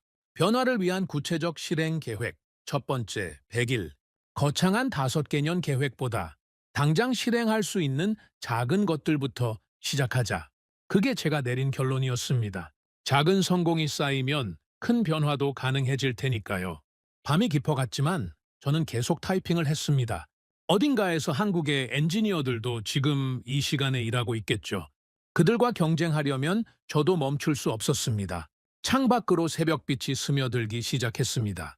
밤새 작업한 보고서가 완성됐죠. 눈은 피곤했지만 마음은 오히려 가벼워졌습니다. 적어도 뭔가를 하고 있다는 느낌이 들었으니까요. 보고서의 마지막 문장을 다시 읽었습니다. 지금 시작하지 않으면 내년에는 따라잡을 기회조차 사라질 것이다. 이 문장이 누군가의 마음을 움직일 수 있기를 바랐습니다. 첫 번째 100일 실행 계획을 제출한 후 상황이 조금씩 움직이기 시작했습니다. 이사회에서 소규모 파일럿 프로젝트를 승인했죠. 신규 투자 결정 시 중국 비중을 재검토하는 태스크포스가 만들어졌고 저는 그 팀의 자문역을 맡게 됐습니다. 작은 시작이었지만 그래도 시작은 시작이었습니다. 하지만 세상은 우리가 천천히 변화하는 동안 기다려주지 않았습니다. 그해 가을 충격적인 뉴스가 연달아 터졌죠. 먼저 일본에서 소식이 왔습니다. 도요타가 중국 공장 2곳의 가동률을 50%로 줄인다는 발표였죠. 사실상 절반을 멈추는 겁니다. 공식적으로는 시장 상황에 대응한 조정이라고 했지만 업계에서는 모두 알고 있었습니다. 중국에서 밀려나고 있다는 걸요. 저는 도쿄의 다나카에게 전화했습니다. 뉴스 봤습니다. 상황이 어떻습니까? 전화기 너머로 깊은 한숨이 들렸습니다. 카를 솔직히 말할게요. 최악입니다. 중국 판매가 작년 대비 35% 떨어졌어요. 현지 브랜드들한테 완전히 밀리고 있습니다. 비아디가 우리 가격의 70%로 비슷한 품질의 차를 내놓는데 어떻게 경쟁합니까? 본사 분위기는 어떻습니까? 공황 상태에 가깝습니다. 경영진이 매일 회의를 하는데 결론이 안 나와요? 철수하자니 비용이 너무 크고 버티자니 손실이 계속 쌓이고 진퇴양난입니다. 한국처럼 빠르게 빠져나올 수는 없습니까? 다나카가 쓴웃음을 지었습니다. 한국은 중국 비중이 15%도 안 됐잖아요. 우리는 25%가 넘습니다. 규모가 다르죠. 게다가 일본 기업 문화 아시잖아요? 빠른 결정 같은 건 없습니다. 모두가 동의할 때까지 회의하고 또 회의하죠. 그러는 동안 상황은 계속 나빠지고요. 미국 소식은 더 심각했습니다. GM이 중국 합작회사 지분을 일부 매각한다는 뉴스가 나왔죠. 표면적으로는 사업 구조 조정이라고 했지만 실상은 손실을 줄이기 위한 고육지책이었습니다. 디트로이트의 마이클에게 연락했습니다. GM 상황이 어떻습니까? 지분 매각이 사실입니까? 사실이에요. 더 이상 버틸 수가 없어서 일부를 정리하는 겁니다. 하지만 이게 끝이 아닐 거예요. 상황이 계속 나빠지면 추가 매각도 있을 수 있습니다. 월스트리트 반응은 어떻습니까? 주가가 폭락했죠. 투자자들이 난리입니다. 중국 사업이 성장 동력이었는데 그게 무너지니까 회사 전체 가치가 흔들리는 거예요. 악순환입니다. 앞으로 어떻게 될 것 같습니까? 마이클이 잠시 침묵하더니 말했습니다. 솔직히 모르겠어요. 하지만 한 가지는 확실합니다. 예전으로 돌아갈 수 없다는 거죠. 중국 시장은 이미 중국 기업들 것이 됐어요. 우리는 거기서 손님일 뿐입니다. 그것도 점점 환영받지 못하는 손님이요. 우리 회사도 예외가 아니었습니다. 그해 3분기 실적이 발표됐는데 중국 매출이 전년 대비 10% 감소했죠.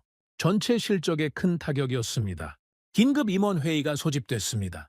분위기는 무거웠죠. 재무 담당이 보고했습니다. 중국 시장 상황이 예상보다 빠르게 악화되고 있습니다. 현지 브랜드들의 공세가 거세고 가격 경쟁에서 밀리고 있습니다. 이 추세가 계속되면 연간 목표 달성이 어렵습니다. 사장이 물었습니다. 대응 방안은 뭡니까? 가격 인하를 검토하고 있습니다. 하지만 그러면 수익성이 더 나빠지죠. 또 다른 옵션은 마케팅 비용을 늘리는 건데 효과가 있을지 확신할 수 없습니다. 저는 손을 들었습니다. 제가 한 말씀 드려도 될까요? 사장이 고개를 끄덕였죠. 가격 인하나 마케팅 비용 증가는 근본적인 해결책이 아닙니다. 중국 시장의 구조 자체가 바뀌고 있어요. 현지 브랜드들이 기술력과 가격 경쟁력을 동시에 갖추면서 외국 브랜드의 설 자리가 점점 좁아지고 있습니다. 우리가 아무리 노력해도 이 흐름을 되돌릴 수 없어요. 재무 담당이 불쾌한 표정으로 말했습니다. 그럼 어떻게 하자는 겁니까? 포기하자는 겁니까? 포기가 아니라 현실을 인정하자는 겁니다. 중국에서 손실을 줄이면서 다른 시장에 집중하는 게 장기적으로 더 나은 선택입니다. 계속 중국에 매달리면 다른 기회마저 놓치게 됩니다. 카를, 당신은 맨날 그 이야기만 하는데 현실적으로 지금 당장 중국을 포기할 수 있습니까? 40% 매출인데요. 지금 당장 완전히 포기하자는 게 아닙니다. 점진적으로 비중을 줄이자는 거예요. 하지만 방향만은 확실히 정해야 합니다. 중국에 더 투자할 건지 아니면 빼기 시작할 건지 지금처럼 어중간하게 가면 최악의 결과가 나옵니다. 회의는 결론 없이 끝났습니다. 하지만 분위기는 확실히 달라졌죠. 예전에는 제 이야기를 흘려들었는데 이제는 적어도 귀를 기울이는 사람들이 생겼습니다. 그 즈음 한국에서 또 다른 뉴스가 왔습니다. 현대자동차가 미국 조지아주의 대규모 전기차 공장을 착공한다는 소식이었죠. 투자 규모가 어마어마했습니다. 단순히 공장만 짓는 게 아니라 배터리 생산 시설까지 함께 건설한다고 했습니다. 저는 그 뉴스를 보면서 생각했습니다. 한국은 중국에서 빠져나오면서 확보한 자원을 이렇게 쓰고 있구나. 미래를 위한 투자를 하고 있구나. 우리는 중국에서 손실을 메우느라 허덕이는 동안 한국은 새로운 성장 기반을 만들고 있었습니다. 격차가 벌어지고 있었습니다. 눈에 보이게요. 며칠 후 국제 자동차 산업 컨퍼런스가 프랑크푸르트에서 열렸습니다. 저도 참석했죠. 세계 각국의 자동차 업계 관계자들이 모인 자리였습니다. 흥미로운 건 분위기였습니다. 몇 년 전만 해도 이런 자리에서 한국은 거의 언급되지 않았어요. 독일, 일본, 미국이 주인공이었고 한국은 그저 조연 중 하나였죠. 하지만 이번에는 달랐습니다. 거의 모든 세션에서 한국이 언급됐습니다. 한국 모델에서 배워야 한다. 한국의 전기차 전환 속도를 주목해야 한다. 한국이 어떻게 중국 리스크를 관리했는지 분석해야 한다. 예전에는 들을 수 없었던 이야기들이었습니다. 패널 토론에서 한 독일 교수가 말했습니다. 우리는 한국을 과소평가했습니다. 한국이 중국에서 철수했을 때 모두가 실패라고 했죠. 하지만 결과적으로 그건 가장 현명한 선택이었습니다. 한국은 손해를 감수하고 미래를 선택했고, 우리는 눈앞의 이익에 매달려 미래를 놓쳤습니다. 청중석에서 누군가가 질문했습니다. 지금이라도 한국처럼 할 수 있습니까?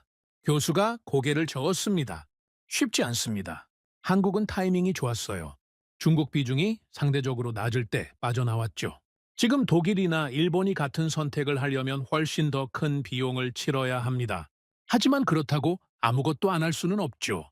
늦었다고 생각할 때가 가장 빠른 때라는 말도 있지 않습니까? 컨퍼런스가 끝나고 저는 한국 측 참석자와 이야기를 나눌 기회가 있었습니다. 현대자동차 유럽 법인의 김상무였죠. 컨퍼런스 잘 보셨습니까? 김상무가 웃으며 말했습니다. 예전과 분위기가 많이 달라졌더군요. 한국이 이렇게 주목받는 건 처음인 것 같습니다. 당연히 주목받아야죠. 한국이 해낸 일이 대단하니까요. 솔직히 부럽습니다. 부럽다고요? 독일분이 한국을 부러워하시다니 격세지감입니다. 저는 진지하게 말했습니다. 농담이 아닙니다. 한국이 보여준 의사결정 속도, 실행력, 위기 대응 능력, 이런 것들이 정말 부럽습니다. 우리는 아직도 회의만 하고 있거든요. 김상무가 고개를 끄덕이며 말했습니다. 저희도 쉽지 않았습니다.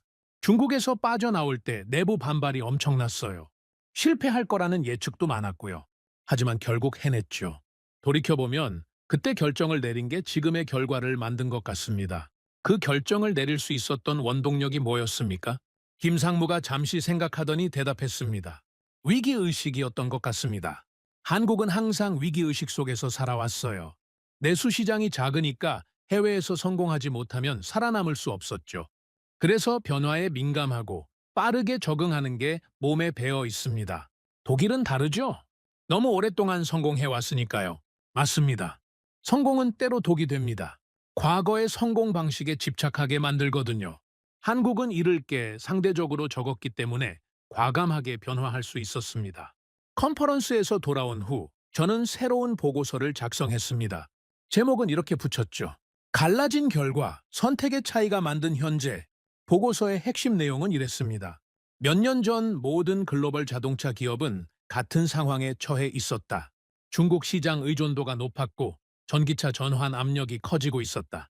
하지만 각자 다른 선택을 했다. 한국은 중국에서 빠져나와 전기차에 집중했고 독일과 일본과 미국은 중국에 남아 버텼다. 그 선택의 차이가 지금의 결과를 만들었다. 보고서에는 구체적인 숫자도 포함시켰습니다. 현대자동차 전기차 판매 세계 3위, 영업이익률 8%, 중국 매출 비중 5% 미만. 폭스바겐 전기차 판매 세계 5위, 영업이익률 4%, 중국 매출 비중 35%. 도요타 전기차 판매 세계 7위, 영업이익률 5%, 중국 매출 비중 20%. 숫자가 모든 것을 말해주고 있었습니다. 중국 비중이 낮을수록 실적이 좋았고 중국 비중이 높을수록 어려움을 겪고 있었죠. 보고서를 사장에게 제출했습니다. 사장은 숫자들을 한참 동안 들여다봤죠. 카를, 이 숫자들이 정확합니까? 네, 공식 발표 자료와 업계 분석 보고서를 바탕으로 정리한 겁니다.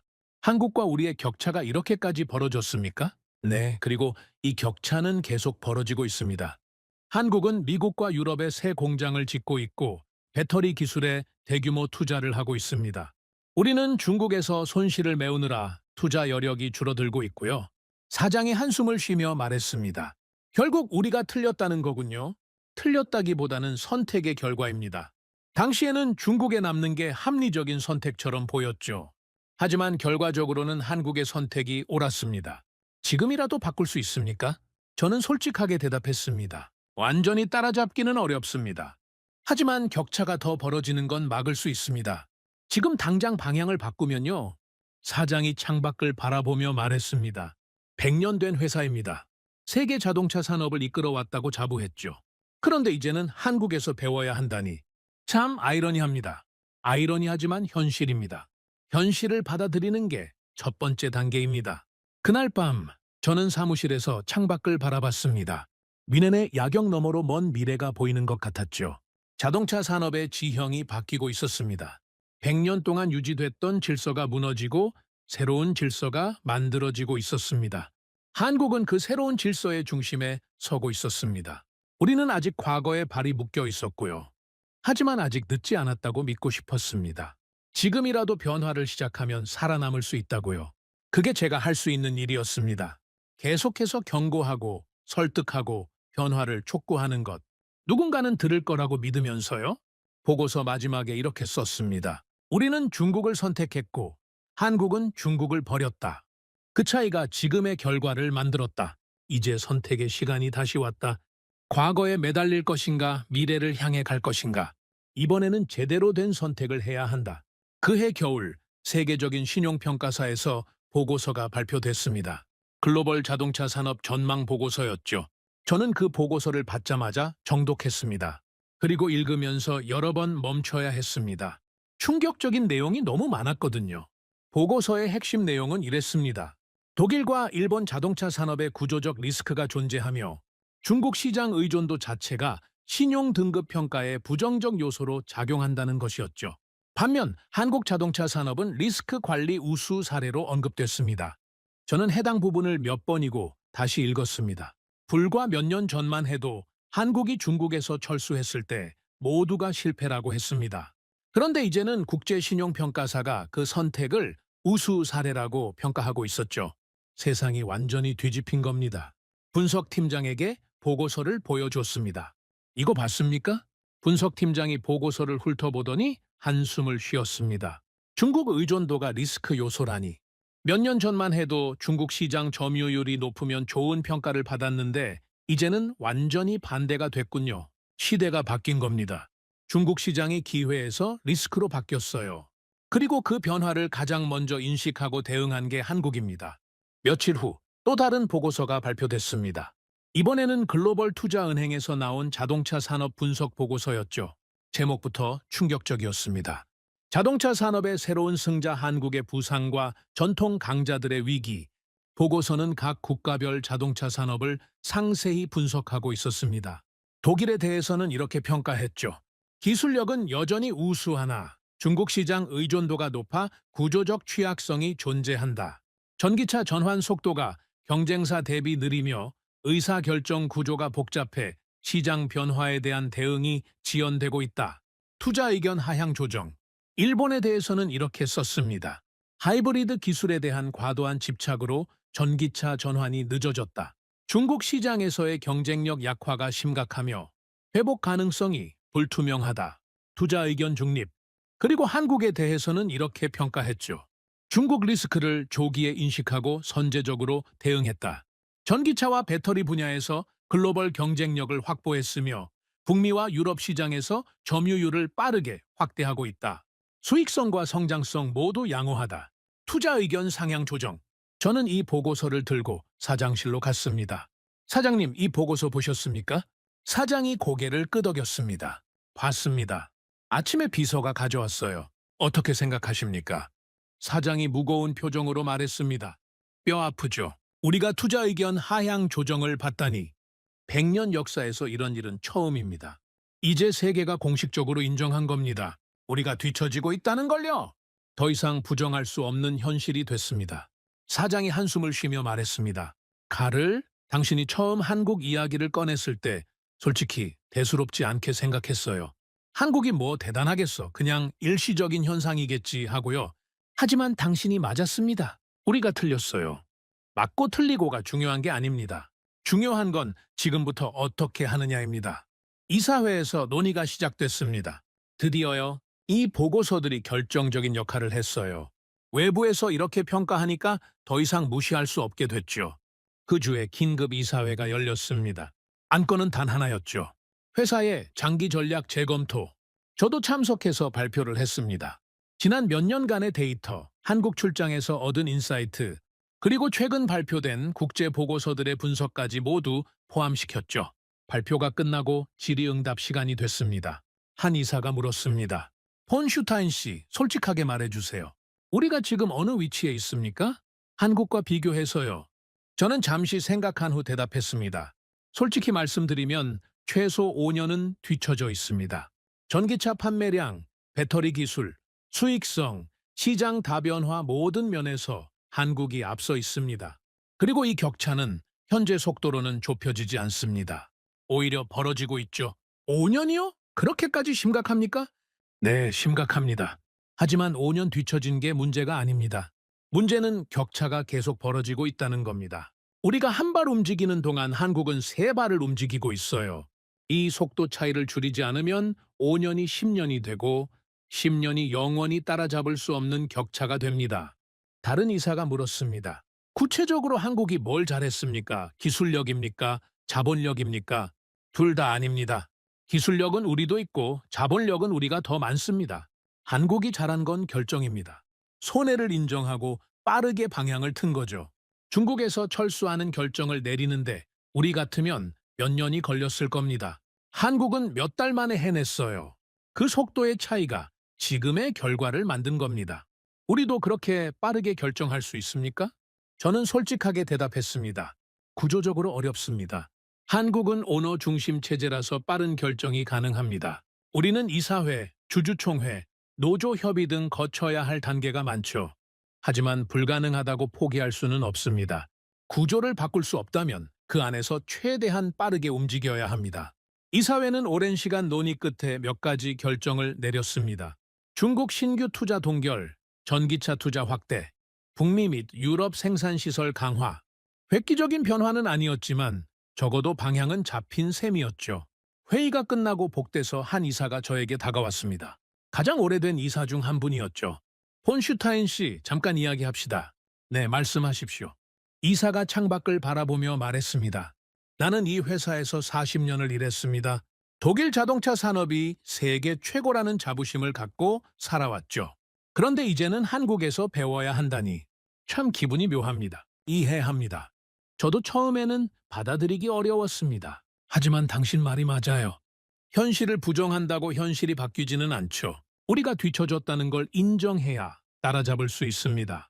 자존심 때문에 현실을 외면하면 영영 따라잡지 못해요. 감사합니다. 그렇게 말씀해 주시니 힘이 납니다. 이사가 저를 바라보며 말했습니다. 폰 슈타인 씨, 당신은 불편한 진실을 말하는 사람입니다. 이 조직에서 그런 사람은 드물어요. 대부분은 윗사람이 듣고 싶어 하는 말만 하죠. 하지만 당신은 달라요? 계속 그렇게 해주세요. 이 회사에는 당신 같은 사람이 필요합니다. 그 무렵 저는 일본과 미국 동료들과 정기적으로 연락을 주고받고 있었습니다. 상황이 어떻게 돌아가는지 공유하기 위해서였죠. 도쿄의 다나카에게 전화했습니다. 일본 상황은 어떻습니까? 다나카가 지친 목소리로 대답했습니다. 점점 나빠지고 있습니다. 도요타가 실적 전망을 또 하향 조정했어요. 중국 판매 부진이 주요 원인이죠. 내부적으로는 구조조정 이야기가 나오고 있습니다. 구조조정이요? 도요타가? 네, 믿기 어렵죠. 세계 최대 자동차 회사가 구조조정을 논의한다니. 하지만 현실이에요. 중국에서 계속 손실이 나고 전기차 경쟁에서도 뒤처지고 있으니까요. 경영진은 뭐라고 합니까? 아직도 하이브리드가 답이라고 주장하는 사람들이 있어요. 전기차는 시기상조라고요. 하지만 시장은 이미 전기차로 넘어갔잖아요. 현실을 부정해봤자 소용없는데 말이죠. 미국의 마이클에게도 연락했습니다. GM 상황은 어떻습니까? 마이클이 한숨을 쉬며 말했습니다. 복잡합니다. 중국 사업은 계속 악화되고 있고 북미에서는 테슬라와 경쟁해야 하는데 쉽지 않아요. 그리고 이제는 한국 차들도 치고 올라오고 있죠. 사방이 적입니다. 한국 차가 미국에서 그렇게 잘 팔립니까? 엄청나게 잘 팔려요. 특히 전기차 시장에서요. 현대랑 기아 전기차가 품질 대비 가격이 좋다는 평가를 받고 있거든요. 미국 소비자들 사이에서 한국 브랜드 이미지가 완전히 바뀌었어요. 예전에는 싸구려 이미지였는데 지금은 스마트한 선택이라는 이미지가 됐죠. 역전됐군요. 완전히 역전됐습니다. 솔직히 부러워요. 한국은 어떻게 이렇게 빨리 변했을까요? 저는 한국에서 봤던 것들을 떠올리며 대답했습니다. 위기를 기회로 바꾸는 능력인 것 같습니다. 중국에서 쫓겨났을 때 좌절하지 않고 새로운 방향을 찾았죠. 그리고 전 조직이 그 방향으로 일사불란하게 움직였습니다. 우리는 그게 안 되잖아요. 각자 따로 움직이고 의견 충돌이 생기면 끝없이 회의만 하고 그해 연말 각종 연간 보고서와 순위가 발표됐습니다. 저는 모든 자료를 수집해서 정리했죠. 숫자들이 모든 것을 말해주고 있었습니다. 글로벌 전기차 판매 순위 1위 테슬라, 2위 비아디, 3위 현대기아. 글로벌 자동차 기업 시가총액 순위에서도 현대기아는 상위권에 올랐습니다. 반면 독일과 일본 기업들은 하락세였죠. 자동차 산업 혁신 지수에서 한국은 미국에 이어 2위를 기록했습니다. 독일은 4위, 일본은 6위로 밀려났죠. 저는 이 숫자들을 보면서 생각했습니다. 이제 정말 세계가 결론을 내렸구나. 한국이 승자라는 걸 모두가 인정하기 시작했구나. 연말 임원회의에서 저는 이 데이터들을 발표했습니다. 이 숫자들을 보십시오. 전기차 판매, 시가총액, 혁신지수. 모든 면에서 한국이 우리를 앞서고 있습니다. 이건 더 이상 논쟁의 여지가 없는 사실입니다. 사장이 물었습니다. 카를 이 상황을 한마디로 정리하면 뭡니까? 저는 잠시 생각한 후 대답했습니다. 판정이 났습니다. 세계가 먼저 결론을 내렸어요. 우리가 인정하든 안 하든 시장은 이미 한국의 손을 들어줬습니다. 이제 우리가 할 일은 이 현실을 받아들이고 거기서부터 다시 시작하는 겁니다. 다시 시작한다는 게 구체적으로 무슨 뜻입니까? 겸손해져야 합니다. 100년 전통, 기술 강국, 자동차, 종주국 이런 타이틀에 더 이상 기대면 안 됩니다. 오히려 그런 과거의 영광이 우리 발목을 잡고 있어요. 한국은 그런 짐이 없었기 때문에 가볍게 움직일 수 있었습니다. 우리도 과거를 내려놓아야 합니다. 회의가 끝나고 저는 사무실로 돌아왔습니다. 창밖으로 미넨의 겨울 풍경이 보였죠. 눈이 내리고 있었습니다. 저는 책상 위에 놓인 자료들을 정리하면서 지난 시간을 돌아봤습니다. 처음 한국 데이터의 이상 징후를 발견했을 때, 한국을 직접 방문했을 때, 보고서를 제출하고 아무 반응이 없었을 때, 그리고 마침내 조직이 움직이기 시작했을 때, 긴 여정이었습니다. 하지만 아직 끝나지 않았죠. 방향은 잡혔지만 실제로 변화가 일어나려면 더 많은 시간과 노력이 필요했습니다. 컴퓨터를 켜고 새해 첫 번째 보고서를 작성하기 시작했습니다. 제목은 이렇게 정했죠. 새로운 시작을 위한 재현 과거를 내려놓고 미래로. 보고서의 첫 문장은 이렇게 썼습니다. 우리는 졌다. 적어도 이번 라운드에서는 졌다. 하지만 게임은 끝나지 않았다. 다음 라운드를 준비해야 한다. 그러려면 먼저 패배를 인정해야 한다. 이 문장을 쓰면서 저는 이상하게도 마음이 가벼워지는 걸 느꼈습니다. 현실을 인정하는 게 고통스럽기만 한 건 아니었습니다. 오히려 명확해지는 느낌이었죠. 어디서부터 시작해야 하는지 알게 되니까요. 창밖의 눈은 계속 내리고 있었습니다. 새해가 다가오고 있었죠. 새로운 시작의 시간이었습니다. 새해가 밝았습니다. 저는 창밖으로 뮌헨의 첫 햇살을 바라보면서 생각에 잠겼죠. 지난 몇 년간 정말 많은 일이 있었습니다. 처음 한국 데이터의 이상 징후를 발견했을 때만 해도 이렇게까지 될 줄은 몰랐습니다. 그해 봄, 저는 회사에서 특별한 임무를 맡게 됐습니다. 자동차 산업의 미래에 대한 장기 전망 보고서를 작성하라는 지시였죠. 이사회에서 직접 요청한 것이었습니다. 사장이 저를 부르며 말했습니다. 칼을 지난 몇 년간 당신이 보여준 분석력을 높이 평가합니다. 이번에는 더 큰 그림을 그려주세요. 자동차 산업이 어디로 가고 있는지, 우리는 어떤 위치에 있는지, 그리고 앞으로 어떻게 해야 하는지 솔직하게 써주세요. 듣기 좋은 이야기 말고 진짜 이야기를요. 저는 그 임무를 받아들이면서 한 가지를 분명히 했습니다. 사장님, 솔직하게 쓰겠습니다. 하지만 솔직한 내용이 불편할 수 있습니다. 그래도 괜찮으시겠습니까? 사장이 고개를 끄덕였죠. 괜찮습니다. 이제는 불편한 진실을 들을 준비가 됐습니다. 저는 보고서 작성을 위해 지난 몇 년간의 모든 자료를 다시 검토했습니다. 한국 출장 기록, 각종 분석 보고서, 국제평가기관 자료, 업계 동향까지 모든 것을 처음부터 다시 살펴봤죠. 그리고 깨달았습니다. 이건 단순히 한 회사나 한 나라의 이야기가 아니었습니다. 100년 자동차 산업의 역사가 바뀌고 있는 거였죠. 주도권이 이동하고 있었습니다. 그것도 아주 빠르게요. 보고서의 첫 번째 장은 이렇게 시작했습니다. 자동차 산업의 주도권이란 무엇인가? 100년 동안 자동차 산업의 주도권은 규모, 전통, 시장 점유율로 정의됐습니다. 가장 많이 팔고, 가장 오래됐고, 가장 넓은 시장을 가진 기업이 주도권을 쥐었죠. 그 기준으로 보면 독일, 일본, 미국이 부동의 강자였습니다. 하지만 지금은 다릅니다. 주도권의 정의 자체가 바뀌었죠. 이제 주도권은 결정을 내릴 수 있는 능력입니다. 시장 변화에 얼마나 빠르게 대응할 수 있는가, 손해를 인정하고 방향을 틀 수 있는가, 미래를 위해 현재를 희생할 수 있는가, 이런 것들이 새로운 기준이 됐습니다. 그리고 그 기준으로 보면 한국이 가장 앞서 있었습니다. 보고서를 쓰면서 저는 한국에서 만났던 사람들을 떠올렸습니다. 현대자동차의 박상무, 울산 공장의 김전무, 그들이 했던 말들이 하나하나 의미 있게 다가왔죠. 박상무가 했던 말이 기억났습니다. 저희는 포기한 게 아닙니다. 방향을 튼 겁니다. 그게 핵심이었습니다. 포기와 전환은 다릅니다. 포기는 끝이지만 전환은 새로운 시작이죠. 한국은 중국을 포기한 게 아니라 미래를 향해 전환한 거였습니다. 보고서의 두 번째 장에서는 독일, 일본, 미국 모델의 한계를 분석했습니다. 독일 모델의 한계는 과거 성공 경험에 대한 집착이었습니다. 100년간 세계 최고였다는 자부심이 오히려 변화를 가로막았죠. 우리는 최고다, 우리 방식이 옳다, 이런 생각이 뿌리 깊게 박혀 있었습니다. 그래서 새로운 현실을 받아들이는데 너무 오래 걸렸죠. 일본 모델의 한계는 지나친 신중함이었습니다. 실수를 두려워한 나머지 결정을 미루고 또 미뤘죠. 조금 더 지켜보자, 상황을 보자, 서두르지 말자. 이런 말들이 반복됐고 그러는 사이에 기회의 창은 닫혀버렸습니다. 미국 모델의 한계는 단기 실적에 대한 집착이었습니다. 월스트리트의 눈치를 보느라 장기적인 결정을 내리지 못했죠. 분기 실적, 주가, 투자자 반응, 이런 것들에 매달리다 보니 정작 중요한 미래 투자는 뒷전으로 밀렸습니다. 세 나라 모두 공통된 문제가 있었습니다. 중국을 포기하지 못한 거였죠. 중국 시장이 너무 컸고 이미 투자한 게 너무 많았으며 빠져나오는 비용이 너무 컸습니다. 그래서 위험한 줄 알면서도 머물렀고 결국 더 큰 손실을 입었습니다. 보고서의 세 번째 장에서는 한국 모델의 핵심을 분석했습니다.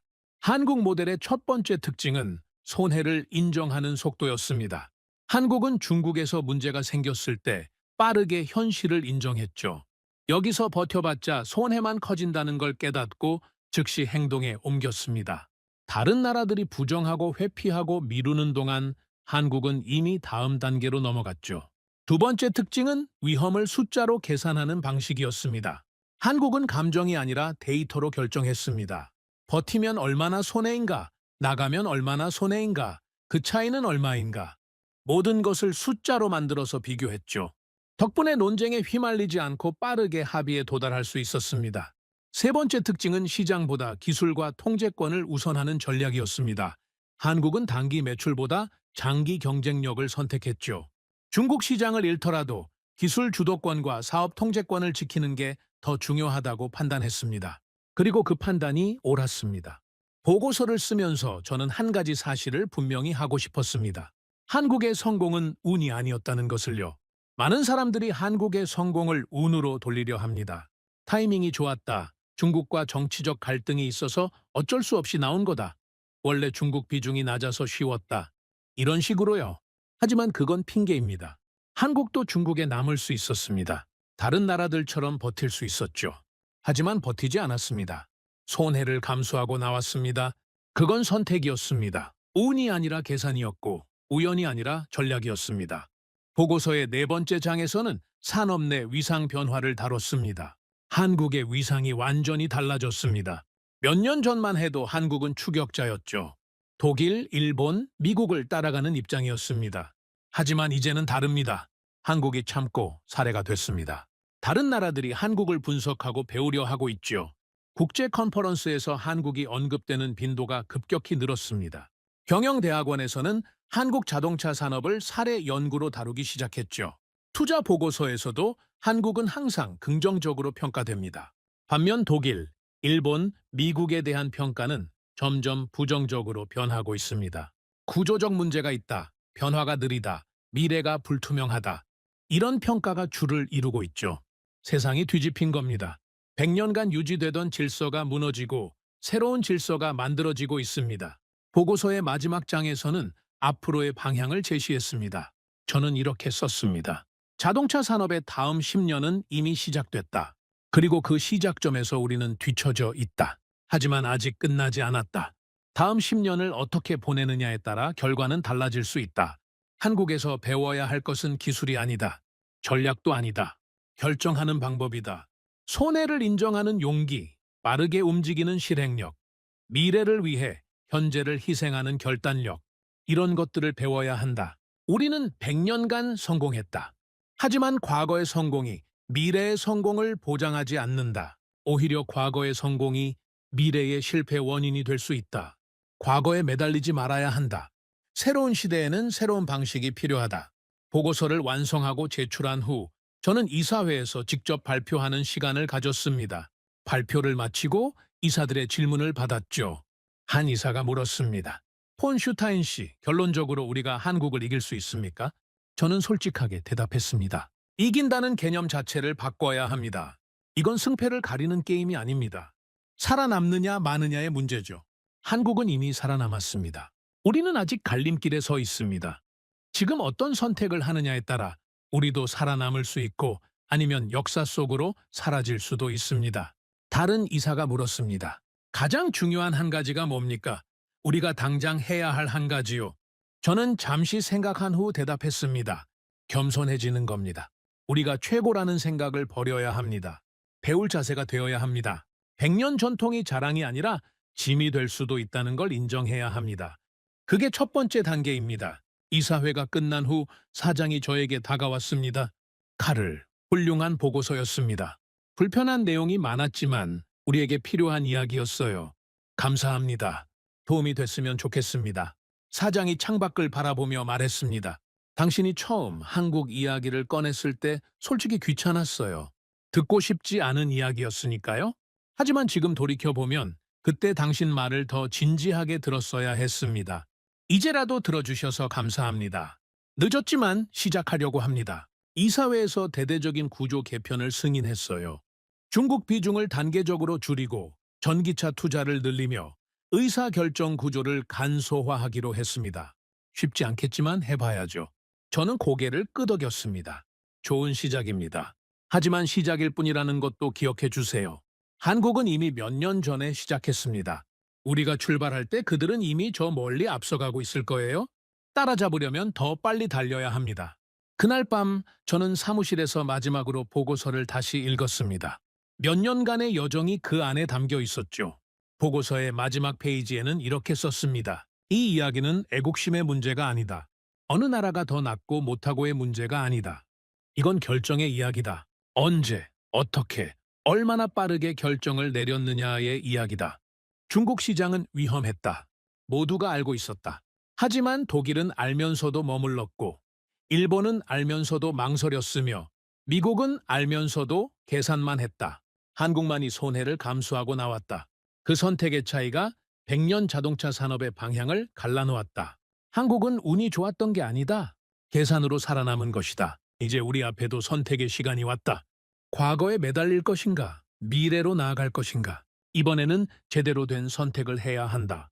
다음 기회는 없을지도 모른다. 보고서를 덮고 창밖을 바라봤습니다. 미넨의 밤하늘에 별이 빛나고 있었죠. 저는 30년간 자동차 산업을 분석해왔습니다. 그 30년 동안 이렇게 큰 변화를 본 적은 없었습니다. 100년간 유지되던 질서가 무너지고 새로운 강자가 등장하는 모습을요. 한국이 해낸 일은 대단했습니다. 하지만 더 대단한 건 그들이 어떻게 해냈느냐는 거였죠. 위기 앞에서 도망가지 않았습니다. 현실을 부정하지 않았습니다. 손해를 인정하고 계산하고 결정하고 실행했습니다. 그게 한국 모델의 본질이었습니다. 기술이나 자본이 아니라 결정하는 능력. 그게 새로운 시대의 경쟁력이었죠. 저는 컴퓨터를 끄고 사무실을 나섰습니다. 복도를 걸으면서 생각했죠. 내가 할 수 있는 일은 다 했다. 경고하고 분석하고 제안했다. 이제는 조직이 움직여야 한다. 건물을 나서면서 뒤를 돌아봤습니다. 100년 역사를 가진 회사의 본사 건물이 어둠 속에 서 있었죠. 저 건물 안에서 수만 명이 일하고 있습니다. 그들의 미래가 앞으로의 선택에 달려 있었죠. 집으로 가는 길에 저는 한국의 서울을 떠올렸습니다. 그곳에서 만났던 사람들, 봤던 공장들, 들었던 이야기들. 그들은 지금도 쉬지 않고 달리고 있을 겁니다. 새로운 기술을 개발하고 새로운 시장을 개척하고 새로운 미래를 만들어가고 있겠죠. 우리도 달려야 합니다. 늦었지만 지금이라도 달려야 합니다. 그래야 살아남을 수 있으니까요. 나는 네 나라의 선택을 동시에 기록한 사람입니다. 중국에 들어가는 건 전략이었습니다. 나오지 못한 건 실패였습니다. 일본은 늦었고, 미국은 망설였고, 독일은 자만했습니다. 그리고 한국은 움직였습니다. 이건 애국심의 이야기가 아닙니다. 결정의 이야기입니다. 그리고 그 결정의 차이가 100년 산업의 주인을 바꿔놓았습니다. 오늘의 사연은 여기까지입니다. 구독과 좋아요는 영상 제작에 아주 큰 힘이 됩니다. 지금까지 감동테라스 저는 소희였습니다. 오늘도 우리 구독자님들의 가정에 따뜻한 행복이 가득하시길 진심으로 바라겠습니다. 긴 영상 끝까지 시청해주셔서 정말 감사합니다. 내일 더 좋은 이야기로 찾아뵙겠습니다. 감사합니다.